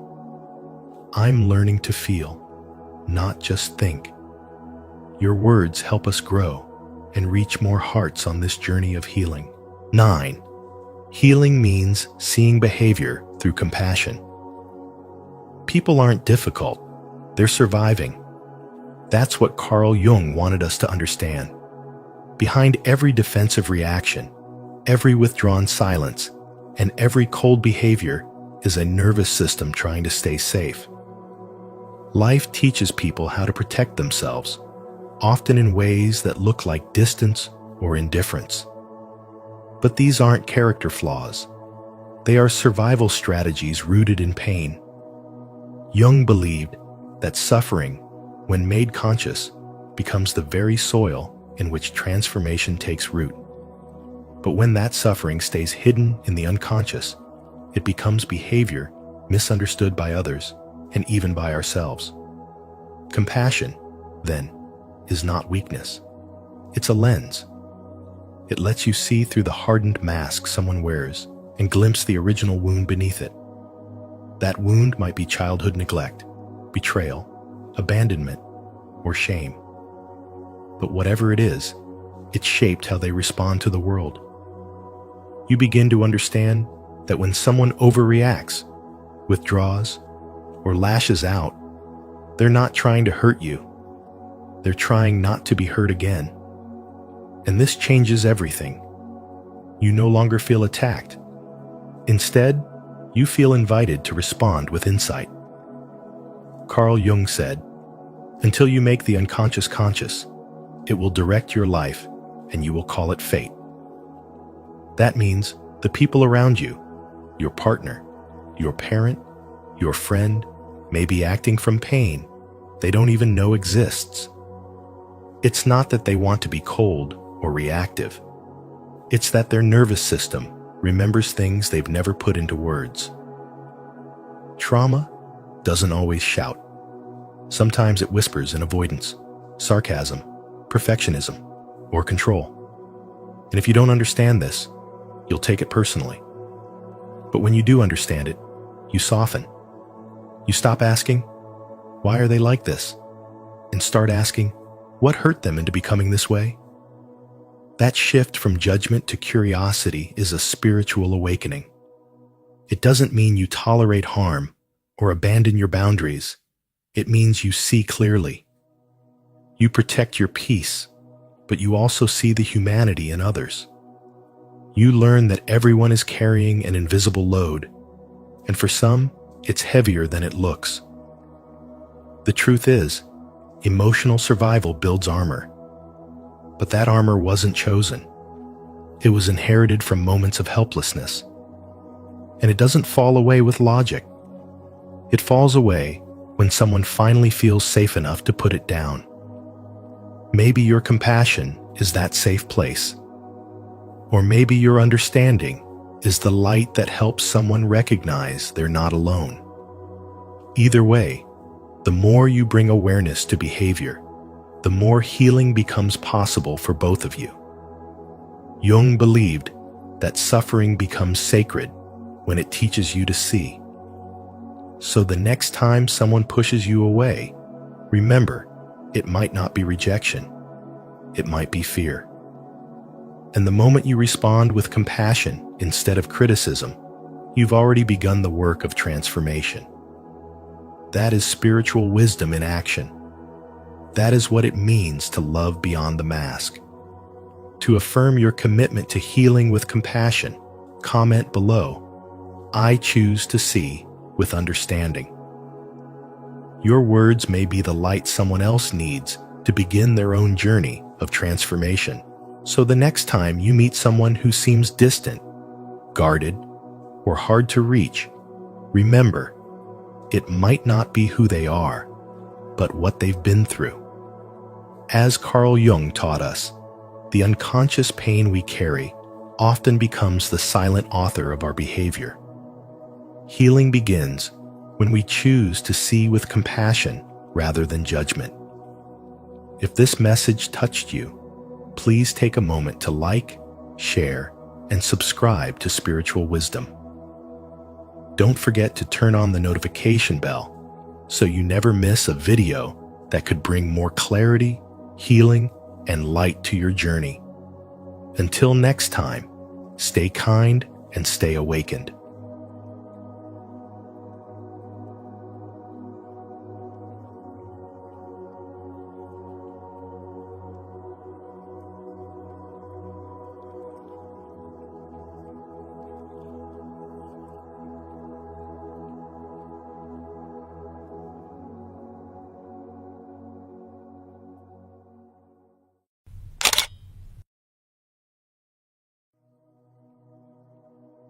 Learn to act as if nothing bothers you. He who looks outside dreams. He who looks inside Awakens. Carl Jung. In a world full of noise, judgment, and emotional triggers, your power lies in stillness. What if you could walk through life untouched by negativity, unbothered by what doesn't serve your peace?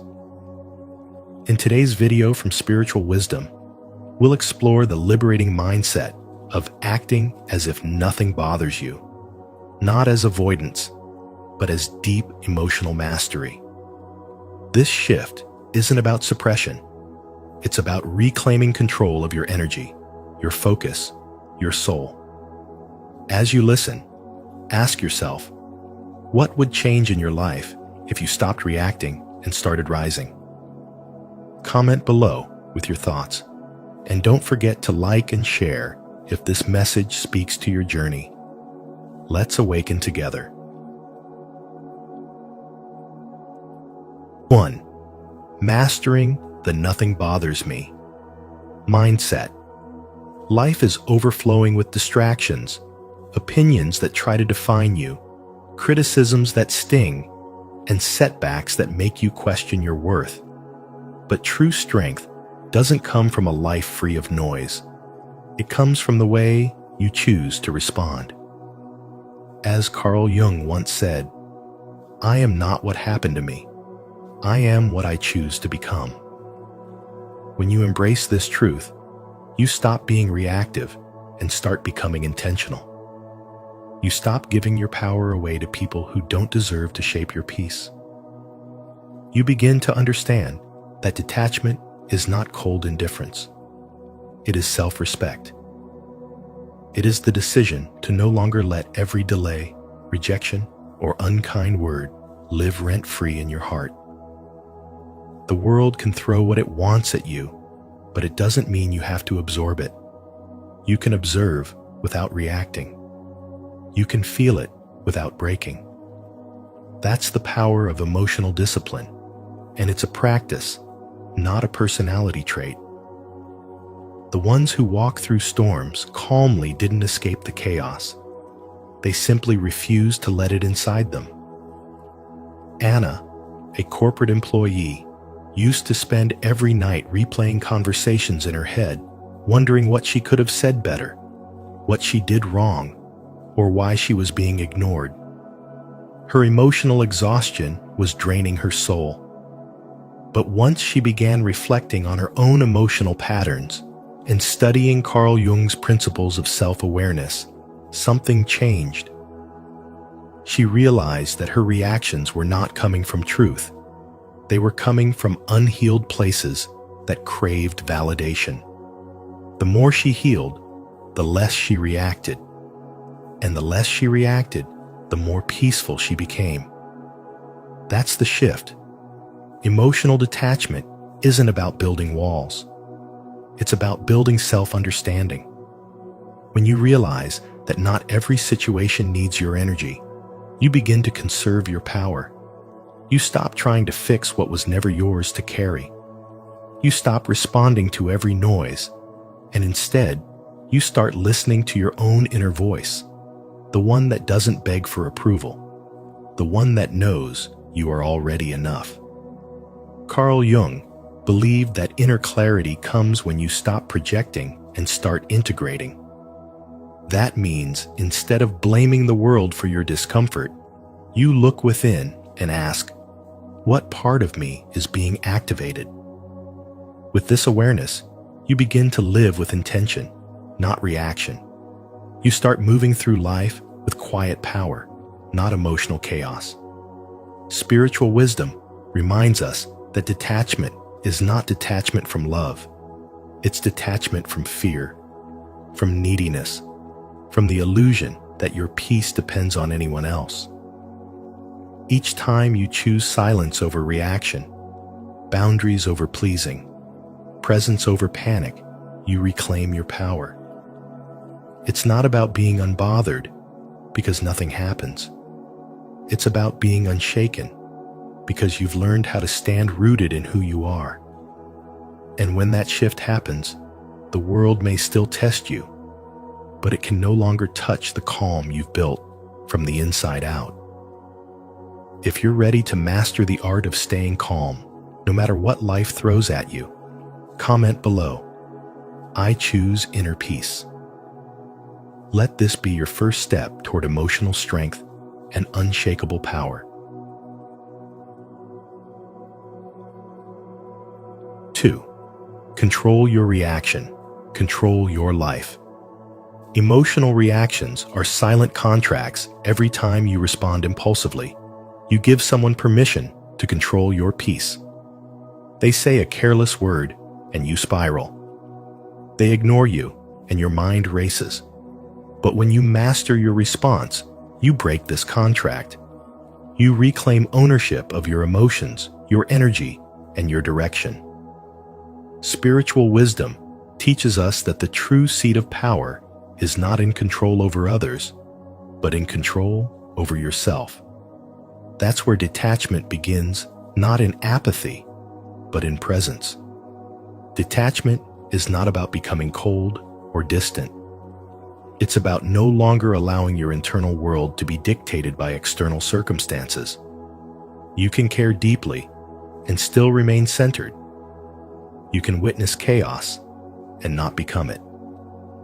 The moment you stop reacting out of habit and start responding from awareness, you shift from being a puppet to becoming the master of your inner world. In that space between the trigger and your response lies your freedom.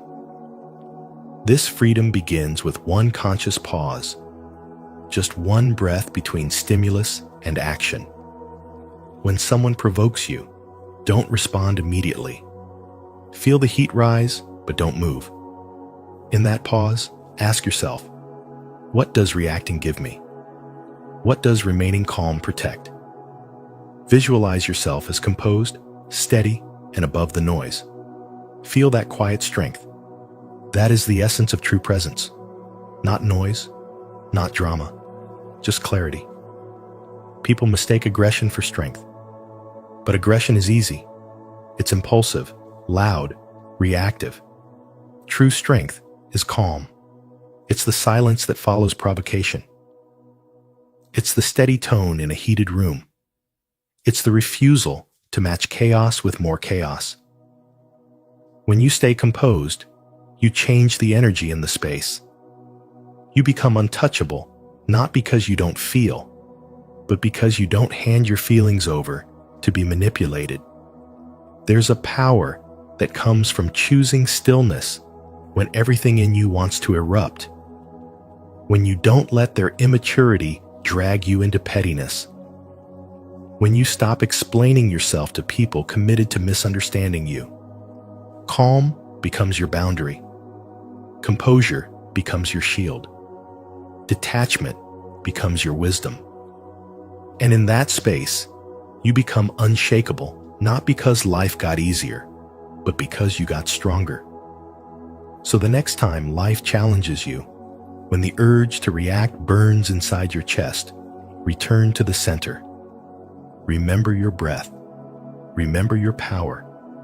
And choose silence over noise, reflection over reaction. That is how you transform emotional chaos into spiritual clarity. That is how you take your power back. Have you ever practiced staying silent instead of reacting? If so, share how it changed your life in the comments below. Your story might inspire someone else. If not, comment, I will pause first, to begin reclaiming your power with calm and clarity. 3. Detachment is emotional strength. Detachment is not the absence of emotion, it's the mastery of it.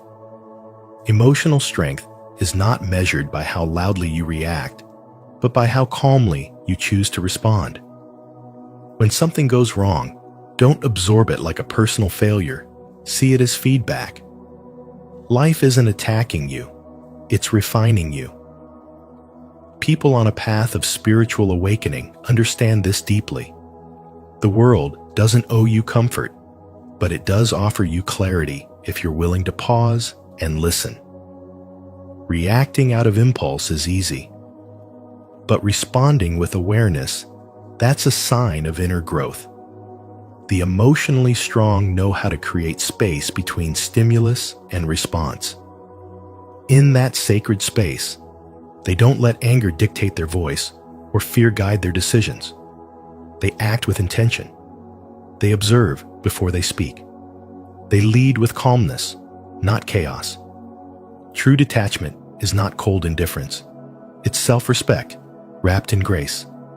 It means you care, but you don't carry what isn't yours. You can feel everything deeply and still not fall apart. You can love someone fiercely and still walk away if it threatens your peace.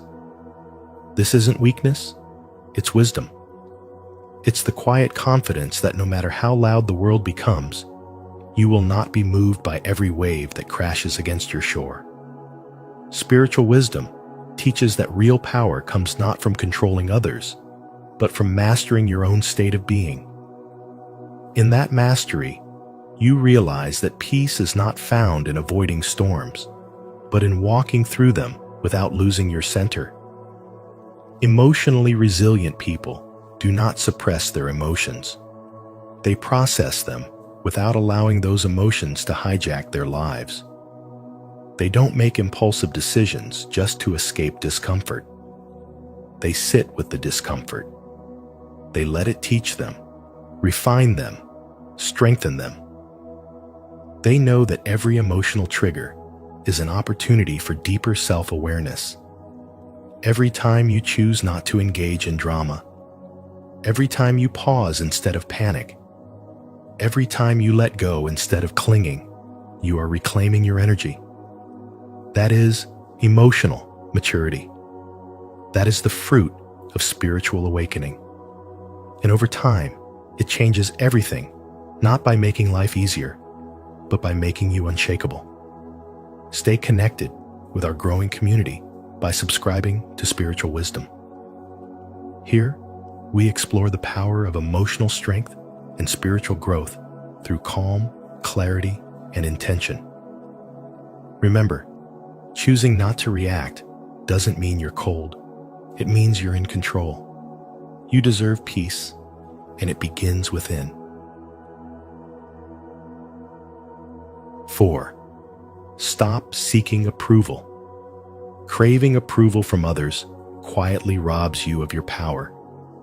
Every time you pause to wonder what someone else will think, whether it's about your appearance, your decisions, or your ambitions, you give them control over your sense of self-worth. The truth is, this need for validation keeps you small. You begin shaping your life around what will be accepted rather than what is authentic. Carl Jung believed that the privilege of a lifetime is to become who you truly are. And you cannot become who you truly are while depending on someone else to approve of your every move. The danger lies in thinking that someone else's applause will finally make you feel whole. But approval is a drug. It wears off fast and leaves you needing another hit. What you really need is inner validation, a strong, unwavering sense of self that doesn't bend in the wind of other people's opinions. Choosing yourself means knowing your value even when no one claps. It's walking into a room and not shrinking, even when you know you're different. It's saying no without guilt and yes without hesitation, because you trust your own voice more than the crowd's noise. Take Maya, for example, a woman who excelled in her corporate career, always doing what would make her look competent and likable. She would stay late to finish other people's work, change how she dressed to fit in, and avoid speaking her truth in meetings to keep the peace. On the surface, she was successful, but inside, she felt invisible.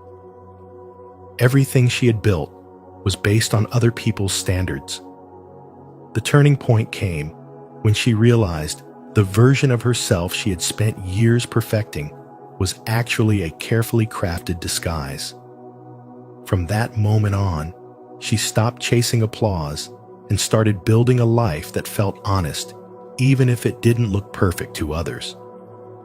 Carl Jung's spiritual wisdom teaches us that individuation, the process of becoming your true self, requires separation from the expectations of others.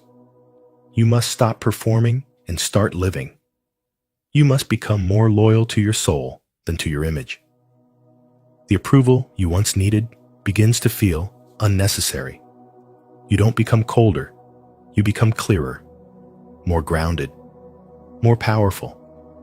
And ironically, when you stop needing approval, people start to respect you more, not less. They sense your authenticity and are drawn to your self-assurance. To live like this, you must practice choosing yourself daily. Notice when you hesitate because you fear judgment. Observe the moments you silence your truth to make others comfortable. In those moments, pause and return to your center. Tell yourself, I approve of me. I am worthy of my own love. And then move boldly. Because the goal is not to be liked by everyone. The goal is to be at peace with yourself. When you no longer seek to fit in, you finally begin to stand out, not for who people want you to be, but for who you truly are. If you're ready to reclaim your power and stop living for others' approval, comment below, I choose myself. And if this message resonates with you, don't forget to like, subscribe, and turn on the notification bell so you never miss a moment of growth with us. 5. Handle criticism with logic, not emotion. Criticism only hurts when we allow it to. It draws power not from the words themselves, but from our emotional reaction to them. If someone says something harsh and you immediately feel defensive or wounded, it's not necessarily because what they said is true. It's because something inside you still seeks validation. Spiritual wisdom teaches us that the more emotionally reactive we are, the more control we give away. To grow, you must stop letting your peace depend on someone else's opinion. When a comment hits you, pause and ask, is this about me or about them? Learning to separate constructive criticism from destructive noise is essential. Constructive feedback is often direct, but it's rooted in care. It can come from a teacher, a friend, or even a stranger who wants to offer clarity. It may not be easy to hear, but it carries the energy of support. Destructive criticism, on the other hand, is laced with judgment and ego. It isn't meant to guide you, it's meant to shrink you. And if you internalize it, you're allowing someone else's projection to shape your identity.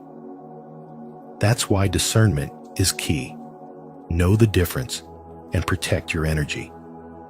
You don't have to accept every opinion. Just like you wouldn't eat food handed to you by anyone on the street, don't swallow every word thrown at you. Use what serves your growth. Discard what doesn't. Stay focused.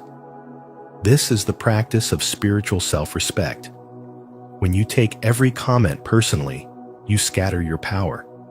But when you choose to filter feedback through logic rather than emotion, you anchor yourself in sovereignty.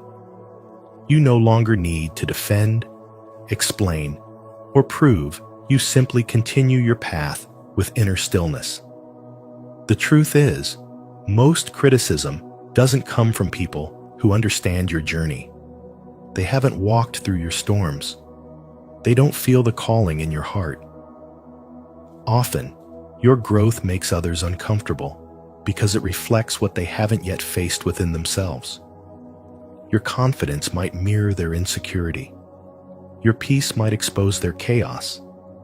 Instead of shrinking to fit their comfort, honor your truth. Not everyone is meant to understand you, and that's perfectly fine. In today's world, this plays out in so many ways. Imagine a woman leaving her corporate job to become a spiritual coach. People laugh. They question her choices. They tell her she's unrealistic. But what they really mean is, your courage terrifies me. When she refuses to justify her dream, when she keeps showing up with faith instead of fear, that's when she truly reclaims her power. You don't need to convince anyone of your worth. You just need to stop letting their doubts become your own. Treat every criticism like a passing car. Observe it, don't chase it. If it offers wisdom, receive it. If it offers only noise, let it pass. This is the mindset of emotional mastery. It's not about ignoring everyone. It's about listening deeply, but only keeping what aligns with your path. When you develop this clarity, nothing can destabilize you. You become unshakable, not because life gets easier, but because you stop being moved by every opinion. That is the true mark of spiritual awakening. Do you agree that logic is your greatest shield against unnecessary pain? If you do, declare it in the comments. I respond with wisdom, not emotion. 6.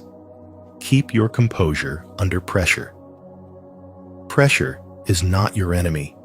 It is your training ground.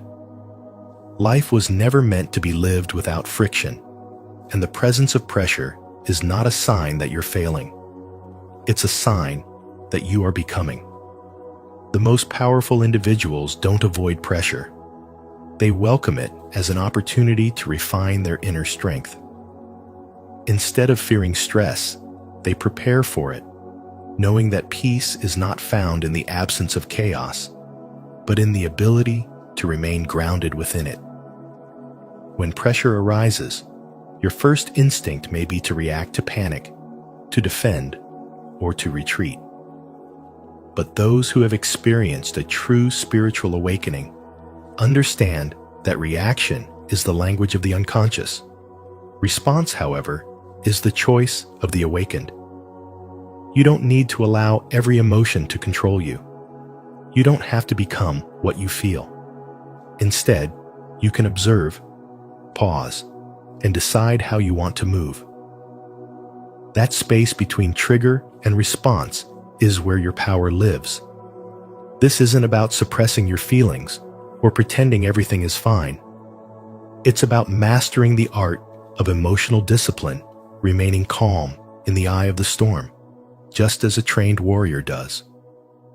A warrior doesn't enter battle unprepared. Long before the first sword is drawn, they have trained their mind, their body, and their breath. In the same way, your calm is cultivated in private, long before it is needed in public. Your morning rituals, your spiritual practices, your self-reflection, all of it is training. Training for the moments that try to steal your peace. To keep your composure, you must first understand what truly disturbs it. Is it fear of judgment? Is it the need to control? Is it the unconscious desire to be approved of? Once you become aware of the roots of your reactivity, you begin to loosen their grip. You stop handing over your power to every unexpected change. You begin to stand firm, not because life is easy, but because your spirit is anchored. Every moment of pressure is a sacred invitation to rise, not to harden, not to numb, but to awaken. This is the heart of spiritual awakening, not floating above life, but becoming fully present in it. You meet stress with strategy. You meet chaos with clarity. You meet fear with breath. This is how you transform pressure into power. And once you know how to stay centered in storms, you'll stop chasing peace from the outside. You'll realize it was always yours to generate. Keep training. Keep breathing. Keep choosing presence. You're not just surviving pressure, you're being sculpted by it. If this message helped you stay grounded under pressure, don't forget to like, subscribe, and share your thoughts in the comments below. Let's keep growing stronger, one calm response at a time. 7. Let go of what you can't control. Suffering begins the moment we attach ourselves to outcomes we cannot control. We expect people to behave a certain way, plans to unfold perfectly, and life to reward our efforts in the exact timing we desire. But that attachment becomes the source of inner turmoil, not the events themselves. As Carl Jung noted, it's not what happens to us that shapes our destiny, but how we choose to respond. And the most powerful response we can learn is to let go. To let go does not mean to stop caring. It means to stop clinging to things that were never meant to be controlled. Life moves like a river, full of unexpected bends, rocks, and currents. When you resist its flow, you exhaust yourself. But when you learn to flow around obstacles, you find peace, clarity, and a new rhythm of strength. That's not weakness, that's wisdom. Ask yourself this simple but transformative question. Is this within my control? If it isn't, then continuing to obsess over it is only draining your energy and delaying your healing. There's a quiet kind of power in knowing when to step back, when to surrender, and when to allow life to unfold on its own terms. Trying to control the uncontrollable will only keep you stuck in cycles of frustration and anxiety. Take Sarah, for example. After being overlooked for a role she had worked years to earn, she was consumed with anger and doubt. But rather than letting it destroy her confidence, she paused and asked, "Can I change their decision?" The answer was no. What she could change, though, was her next move. She used the disappointment as fuel, redirecting her focus, building new skills, and eventually stepping into a role that aligned more deeply with her purpose. The moment she let go of needing approval, the path cleared for something greater. This is the essence of spiritual awakening, not forcing life to match our expectations, but learning to trust in the unfolding. Carl Jung believed that healing comes when we bring the unconscious into awareness. And clinging is often unconscious. We think we're fighting for love, justice, or fairness, but often we're just resisting change. True growth begins when you stop fighting and start flowing. Letting go is a practice. Some days it's easy, and other days it feels impossible. But every time you pause, breathe, and choose peace over control, you reclaim a piece of your power. You remind yourself that your worth isn't tied to how things turn out.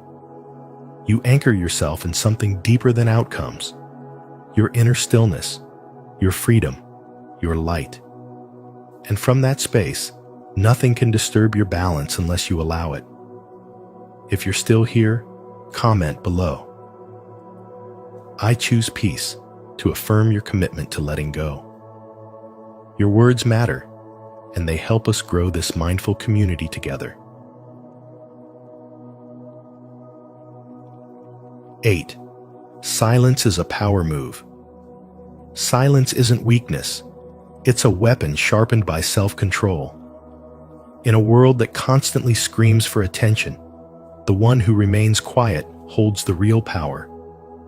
Silence builds mystery. It creates an invisible boundary that makes others lean in, unsure of what you're thinking, unsure of what you might do next. That uncertainty alone is influence. The less you say, the more impact your words will carry when you finally speak. And in that stillness, you project authority without needing validation. In conversations, especially conflicts, the loudest voice rarely wins. It's usually the calmest one.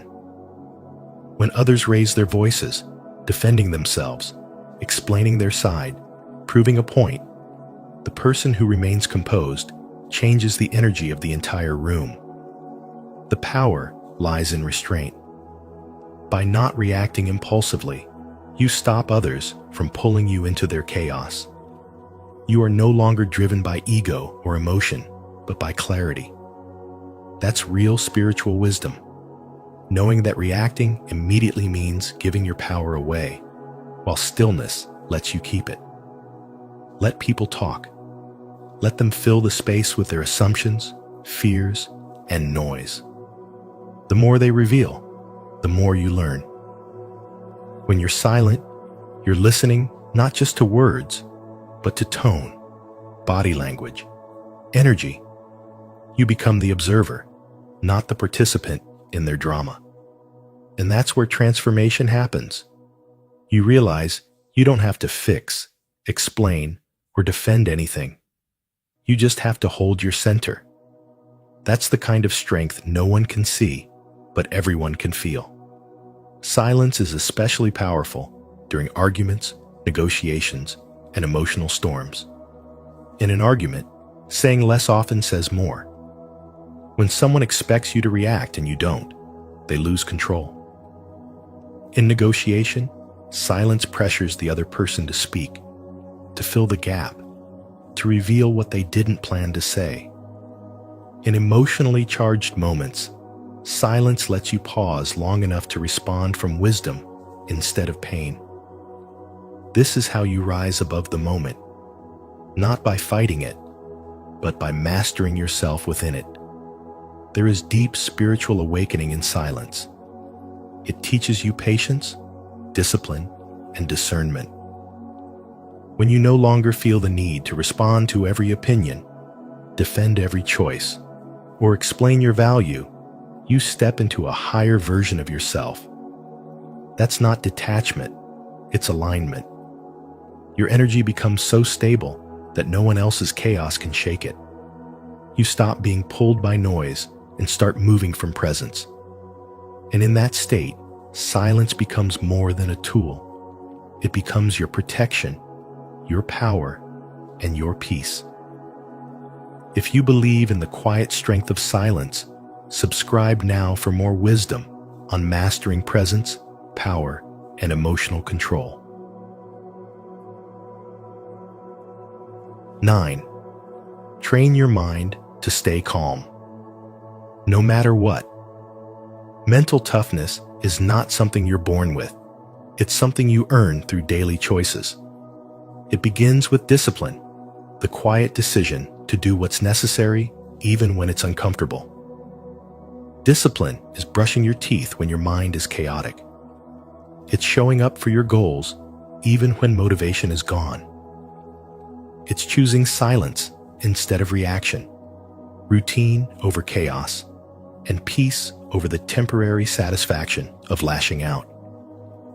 Every time you master your impulses, you reclaim control of your mind. That's not weakness, it's strength. That's not indifference, it's power through intention. Gratitude, too, is more than just positive thinking. It's a radical act of shifting your perspective in the face of difficulty. When life doesn't go your way, when things fall apart, gratitude is your anchor.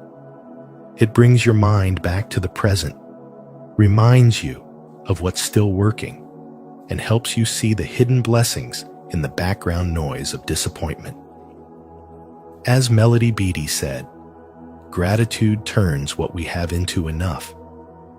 When you can be thankful, even during chaos, you've entered a new level of spiritual awakening. You stop spiraling in frustration and begin responding with wisdom. Detachment is the third pillar, and one of the most misunderstood. It doesn't mean giving up or feeling nothing. It means no longer being emotionally enslaved by outcomes or external validation. When someone disrespects you, you don't rush to explain. When things don't go your way, you don't crumble, you adjust. Carl Jung once wrote, "Even a happy life cannot be without a measure of darkness." Detachment allows you to experience pain without letting it define you, to walk through fire without letting it consume you. It teaches you that your peace is not up for negotiation. And just like a muscle, your mind grows stronger with resistance. Every time you pause instead of reacting, every time you stay centered in the storm, every time you stop trying to control things you cannot, you stretch that mental muscle. Meditation becomes your training ground. It teaches you how to hold space between stimulus and response. Keeping promises to yourself becomes your structure. It builds integrity, and with integrity comes stability. Emotional regulation becomes your practice. It shows you that emotions are visitors, not rulers. When you stop reacting to everything around you, you begin to master your life. You become untouchable, not because nothing affects you, but because nothing controls you. You can be calm without being passive, present without being overwhelmed, strong without needing to prove anything. The world may still challenge you, but your energy no longer sways with every external force. You live from the inside out, and that is the essence of spiritual awakening. If this message helped ground your spirit today, comment below. I am training my mind to stay calm and unshaken. Your presence here means you're choosing growth, and we're on this journey with you. Don't forget to like, subscribe, and share this with someone who needs a moment of peace. 10. Master the art of moving in silence. Power doesn't speak, it shows. In a world driven by constant updates, loud opinions, and oversharing, true mastery lies in quiet execution.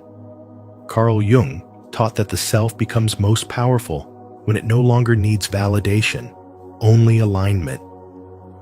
You don't need to tell people what you're doing. You don't need to broadcast your goals or chase applause. Just do the work. Let results be your echo. When you master the art of moving in silence, your presence alone speaks volumes. People can sense the shift. They feel your energy. And that impact, subtle, steady, unstoppable, is far greater than anything words could offer. The modern world conditions you to crave reaction. You post a plan. You wait for a response. But that hunger for approval weakens your momentum. Energy leaks when you constantly explain yourself. Silence protects your power. It keeps your direction sacred. When no one knows your next step, no one can interfere with it. You become untouchable, not by fighting louder, but by flowing deeper into your own path. Carl Jung emphasized individuation, the journey of becoming who you truly are, free from projections, expectations, and noise. And that journey, by nature, is quiet. There's strength in stillness. There's clarity in not responding.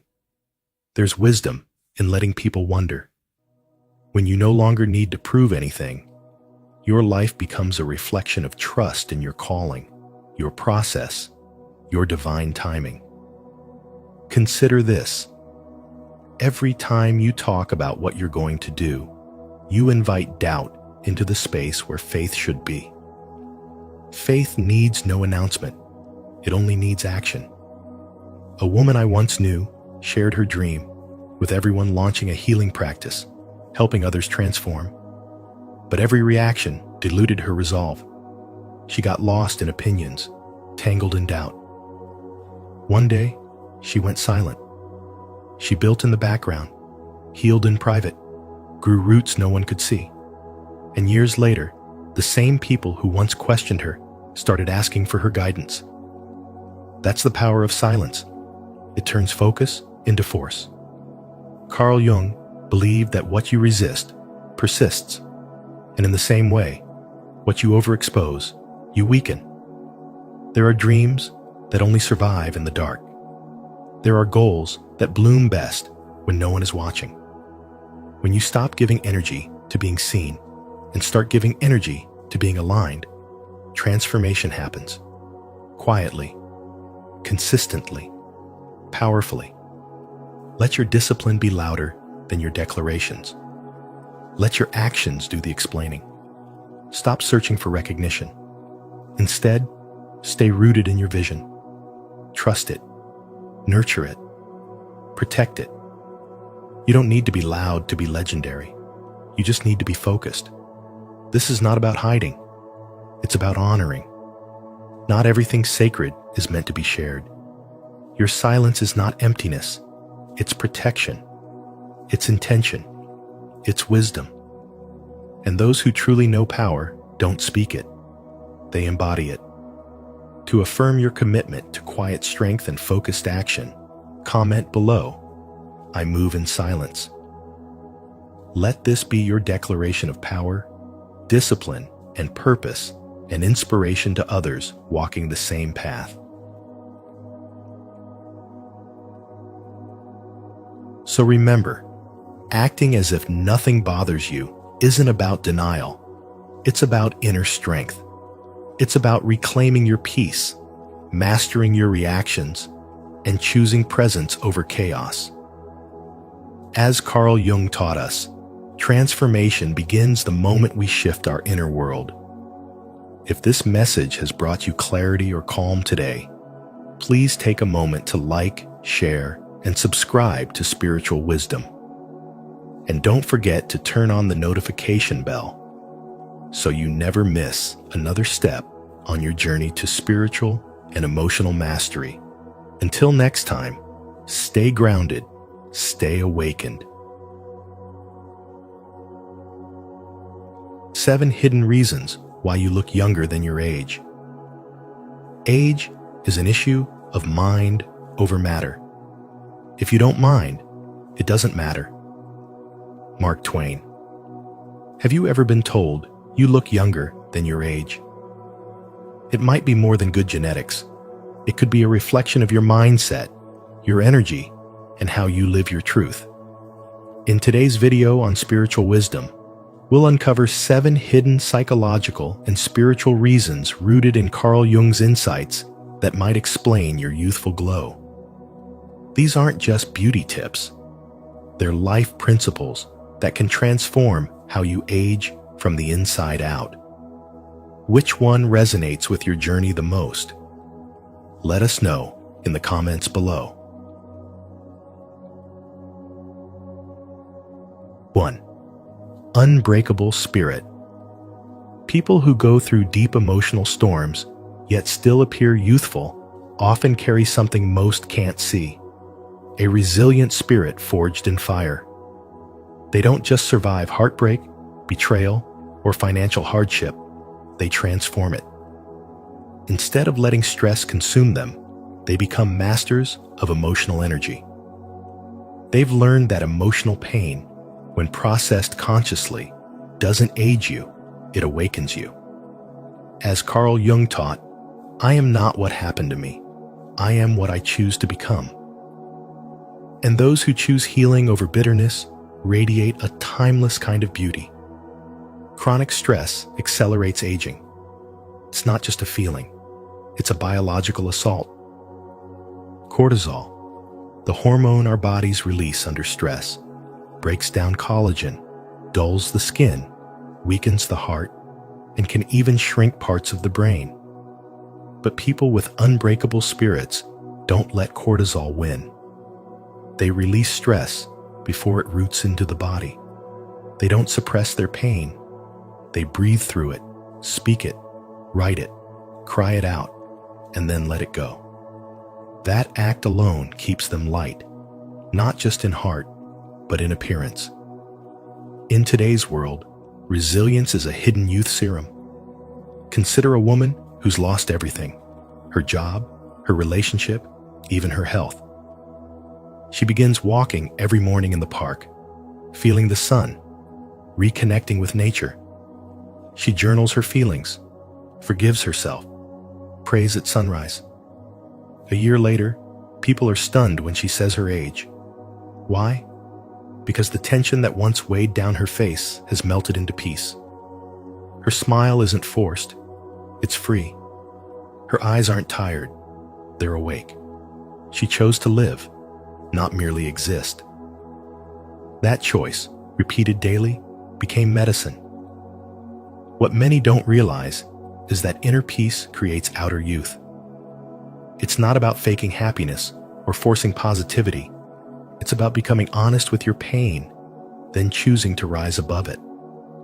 This is spiritual wisdom in motion, not escaping life's wounds, but learning to walk with them gently, turning them into sacred teachers instead of permanent scars. Carl Jung believed that the journey of becoming whole requires facing what hurts. But those who walk this path do more than look younger. They live younger. They engage with life fully, without the weight of emotional baggage. And that energy shows. Their posture is open, their laughter is real, and their presence feels like a breath of fresh air in a world full of heaviness. This is the power of an unbreakable spirit. It doesn't deny suffering, it transmutes it. And in doing so, it protects both the soul and the skin from the erosion of time. If you believe in the power of emotional resilience and are ready to protect your peace no matter what life throws at you, comment below. I choose strength over stress. 2. Embracing change. People who embrace change don't just adapt, they thrive. Their energy feels light, fresh, and alive, almost as if time itself flows differently for them. This isn't magic. It's the natural result of releasing resistance and welcoming transformation. When you resist change, you create tension not just in your mind, but in your body. That tension becomes stress. That stress turns into fatigue, worry, and premature aging. But those who remain open, curious, and mentally flexible carry a different vibration, one of youth, vitality, and spiritual resilience. Curiosity keeps your spirit alive. An open-minded person who enjoys learning new things, exploring new paths, or simply staying curious about life radiates vibrancy. They are more emotionally agile, more optimistic, and more connected to the present moment. This emotional openness directly affects their energy field, and that shows up in the glow of their skin, the spark in their eyes, and the lightness of their movements. In contrast, those who fear change often grow rigid, not only in their thoughts, but also in their bodies. They cling to familiarity, but that comfort comes at a cost: mental stagnation, emotional heaviness, and physical aging. The mind becomes narrow, and the soul becomes restless. But when you choose growth over fear, life rewards you with renewal. And that, in itself, is a form of spiritual wisdom. Lifelong learning is one of the most powerful ways to slow aging. The brain thrives on novelty. Each time you expose yourself to new experiences, whether it's learning a language, trying a new art form, or simply seeing the world from a different angle, your brain builds new connections. These fresh neural pathways not only improve memory and creativity, but also increase your sense of purpose. The more alive your mind feels, the younger your entire being becomes. Think about someone in their 60s who suddenly takes up dancing, joins a book club, and travels to a place they've never been. Their energy becomes magnetic, not because they're chasing youth, but because they're choosing aliveness. They've realized that change isn't something to fear, it's something to celebrate, and that celebration becomes visible. Your glow isn't just a result of what you eat or how much sleep you get. It's the reflection of your spirit's willingness to evolve. When you stay mentally and emotionally fluid, your entire system becomes more harmonious. Your nervous system stays regulated. Your breath deepens.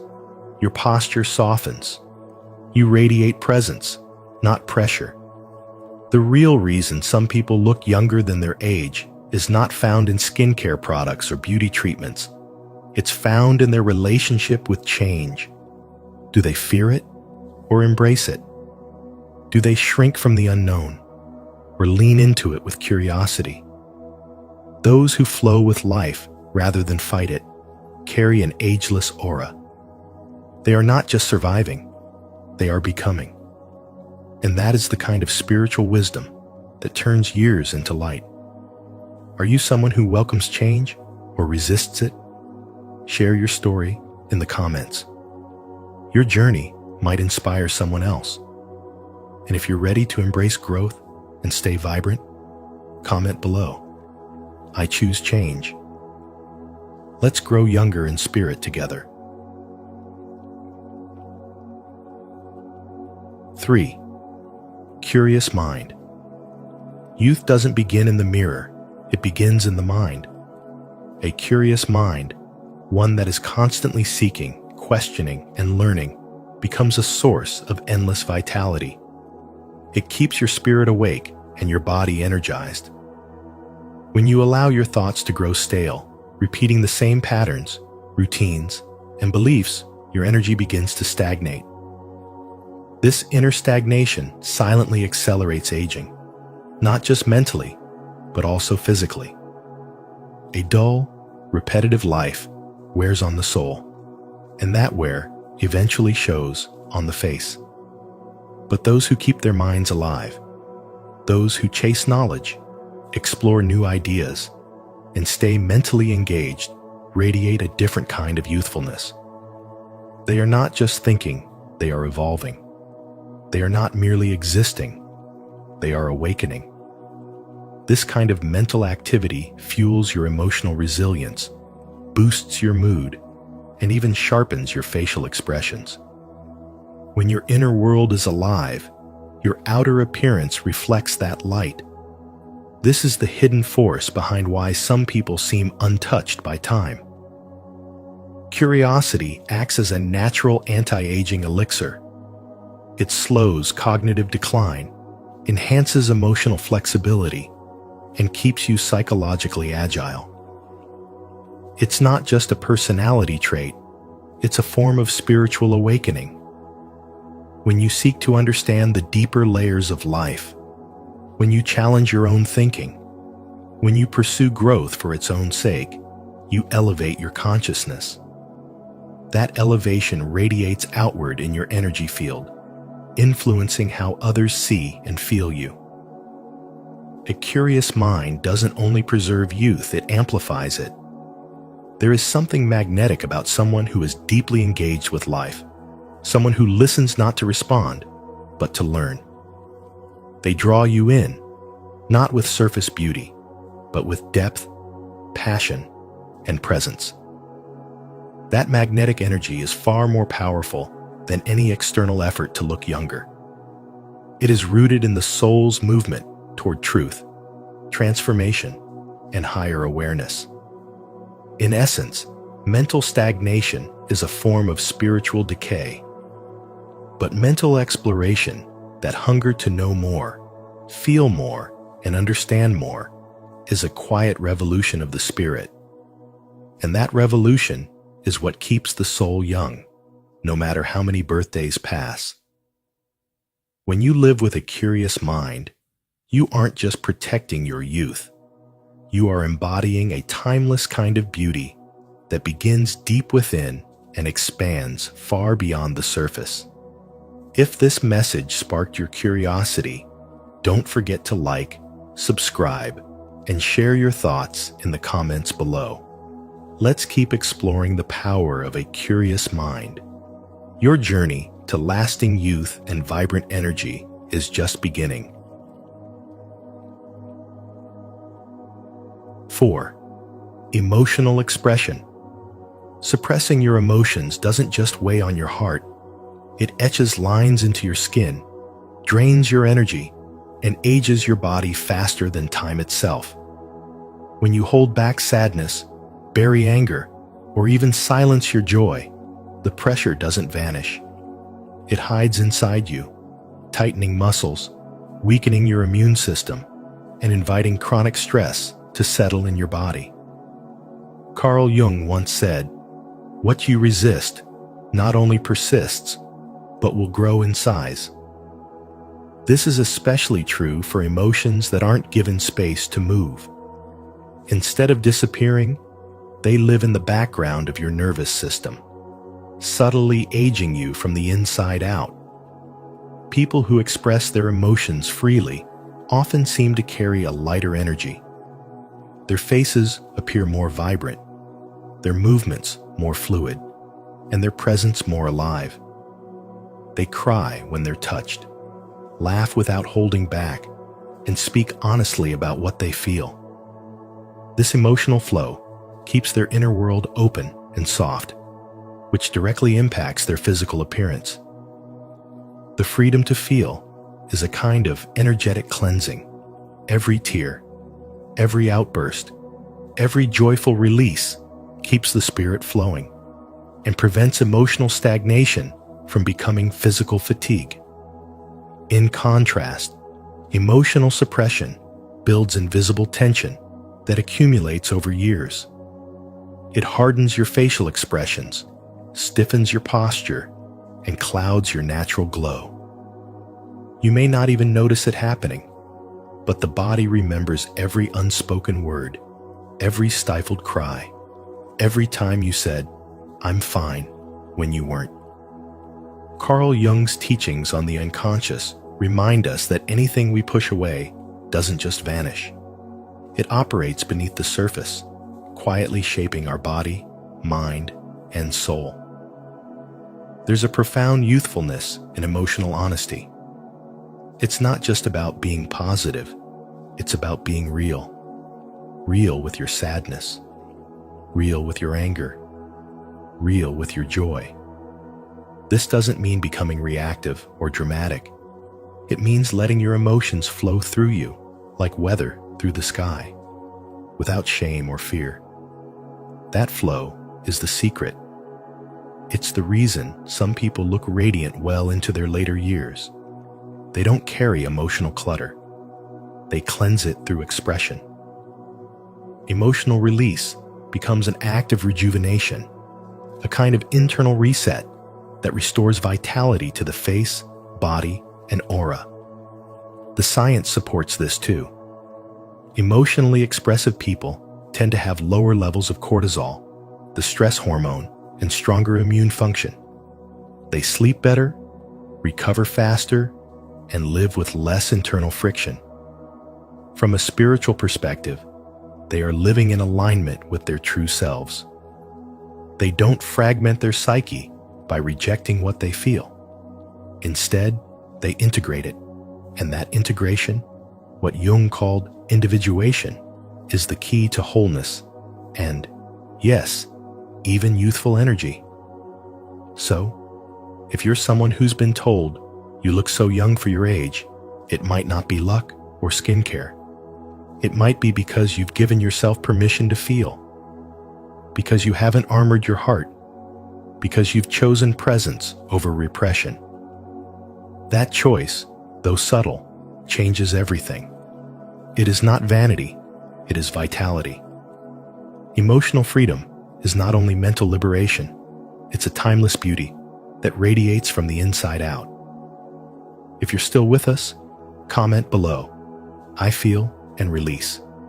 Your presence matters, and your feedback helps us grow this community of emotional healing and self-awareness.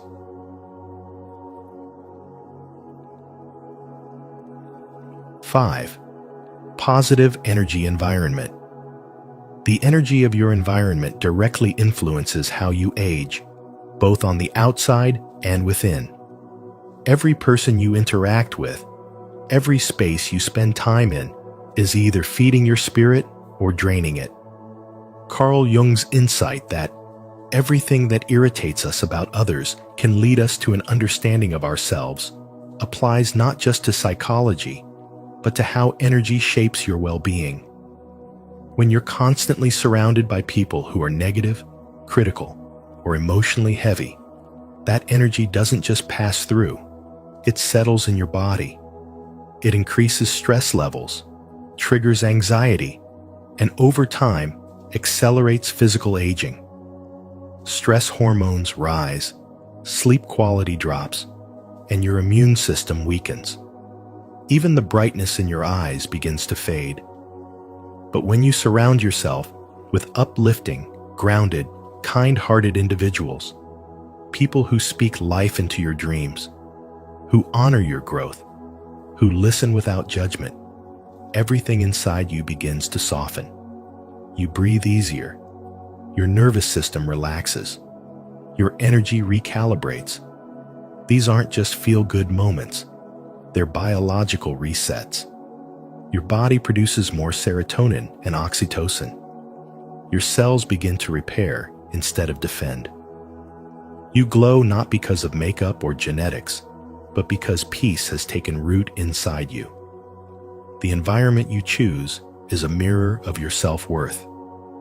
If you constantly tolerate toxic people or chaotic spaces, you're unconsciously telling yourself that you don't deserve better.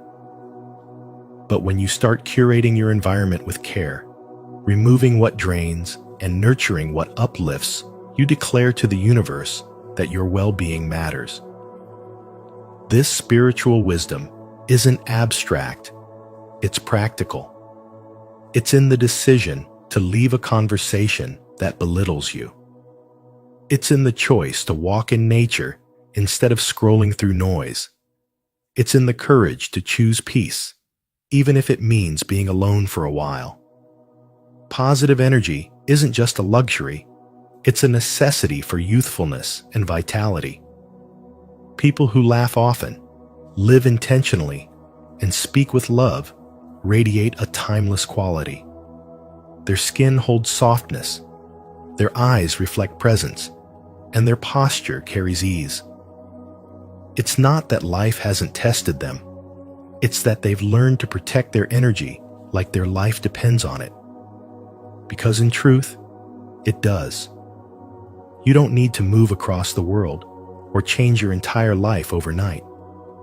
But you do need to start noticing who makes you feel small, who expands your light, what spaces feel like tension, and which ones feel like home.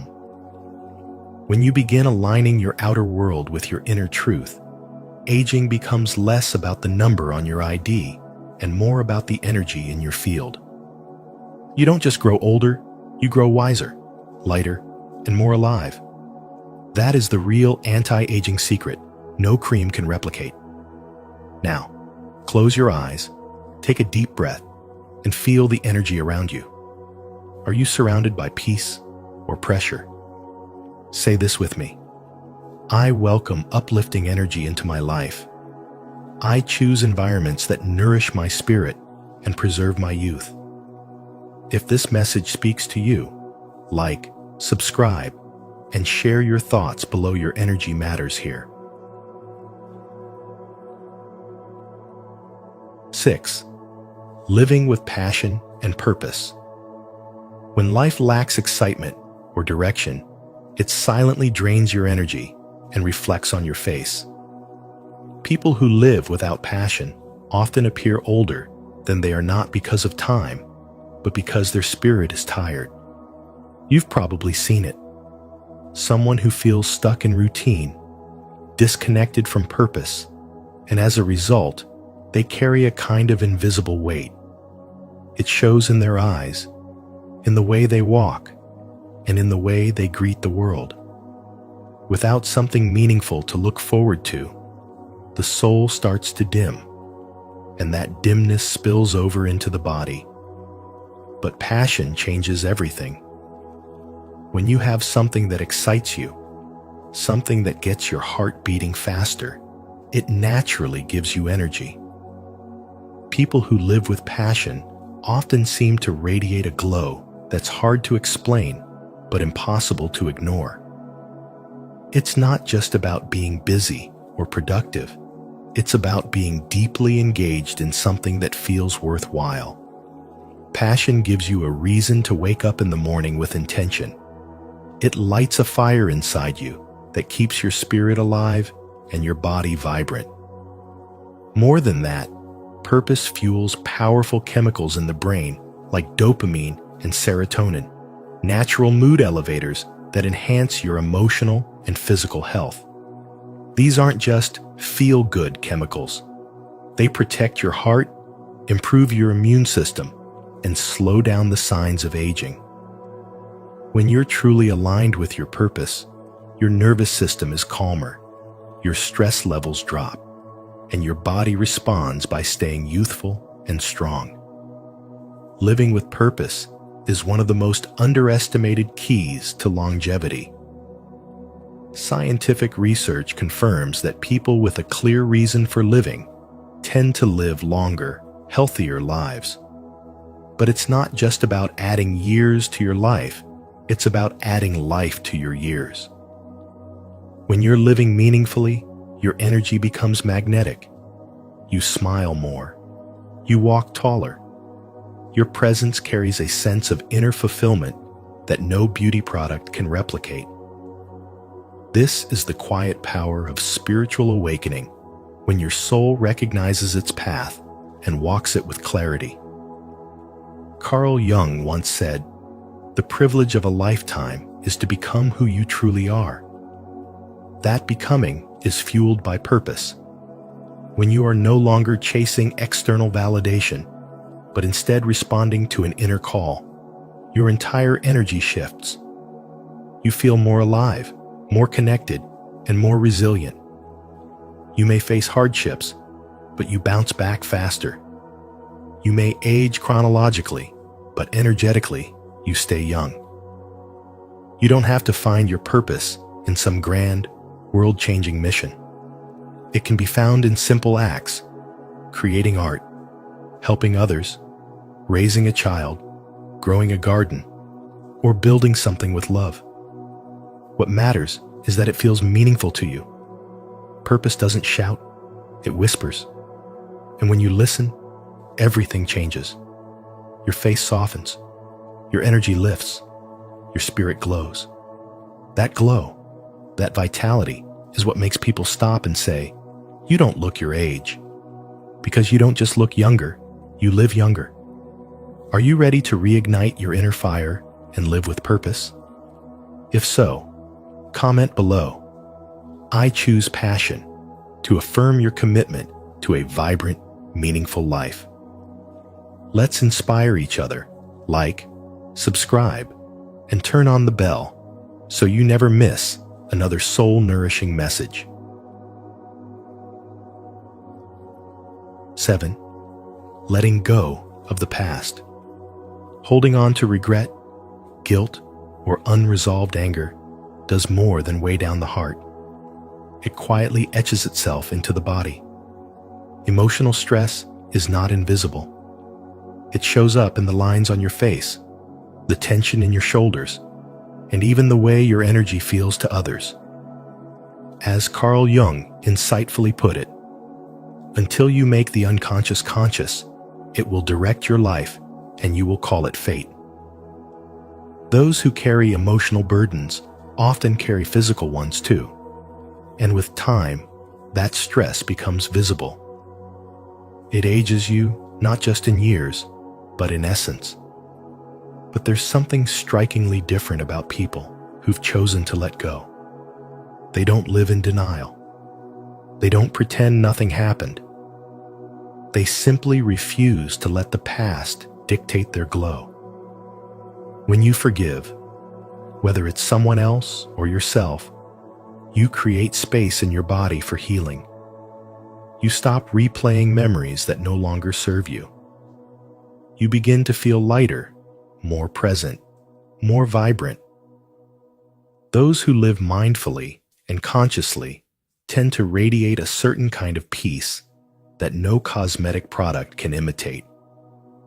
It's not just what they do on the outside, it's who they've become inside. Think of someone you know who has endured hardship but carries themselves with grace. Their skin may wrinkle, but their soul beams. They don't walk fast to escape the past. They walk slowly, fully aware of the moment. That is spiritual wisdom in motion. The difference is inner renewal. They've stopped identifying with the story of their suffering and started identifying with their power to choose peace. Letting go is not weakness. It is maturity. It's standing at the crossroads of pain and peace, and choosing peace again and again, even when it's hard. The past doesn't disappear, but its grip softens. You don't forget what happened, but you stop letting it age you. The emotional freedom gained through forgiveness activates the body's natural ability to rejuvenate. Tension dissolves. The nervous system relaxes. Even your face changes less tight, more open. You return to your natural state of radiance. Carl Jung believed that transformation begins with awareness, and awareness allows us to stop identifying with our wounds and begin relating to our wholeness. So when someone looks younger than their age, it might not be because they've escaped hardship, but because they've done the inner work to stop carrying it. They've alchemized pain into perspective and guilt into grace. There's a youthful beauty that comes not from denying the past, but from forgiving it. Releasing emotional baggage is one of the greatest forms of self-care. It liberates not just the heart, but the entire nervous system. The face softens, the body breathes easier, and the soul rests. And in that stillness, the years seem to melt away. Letting go becomes a silent healer, making you not just look younger, but feel timeless. If this message touched something deep within you, declare your release today. Comment below. I let go of the past. I choose peace. Let your words be the first step toward healing and inspire someone else to do the same. And there you have it, 7 powerful, hidden reasons why your youthful glow may be more than skin deep. As Carl Jung taught us, the outer world reflects the inner world. When your spirit stays light, your face often follows. If this message resonated with you, please take a moment to like this video, share it with someone who might need this wisdom, and subscribe to Spiritual Wisdom. Don't forget to turn on the notification bell so you never miss our next insight into the mind, soul, and energy that shape our lives. Until next time, stay vibrant inside and out.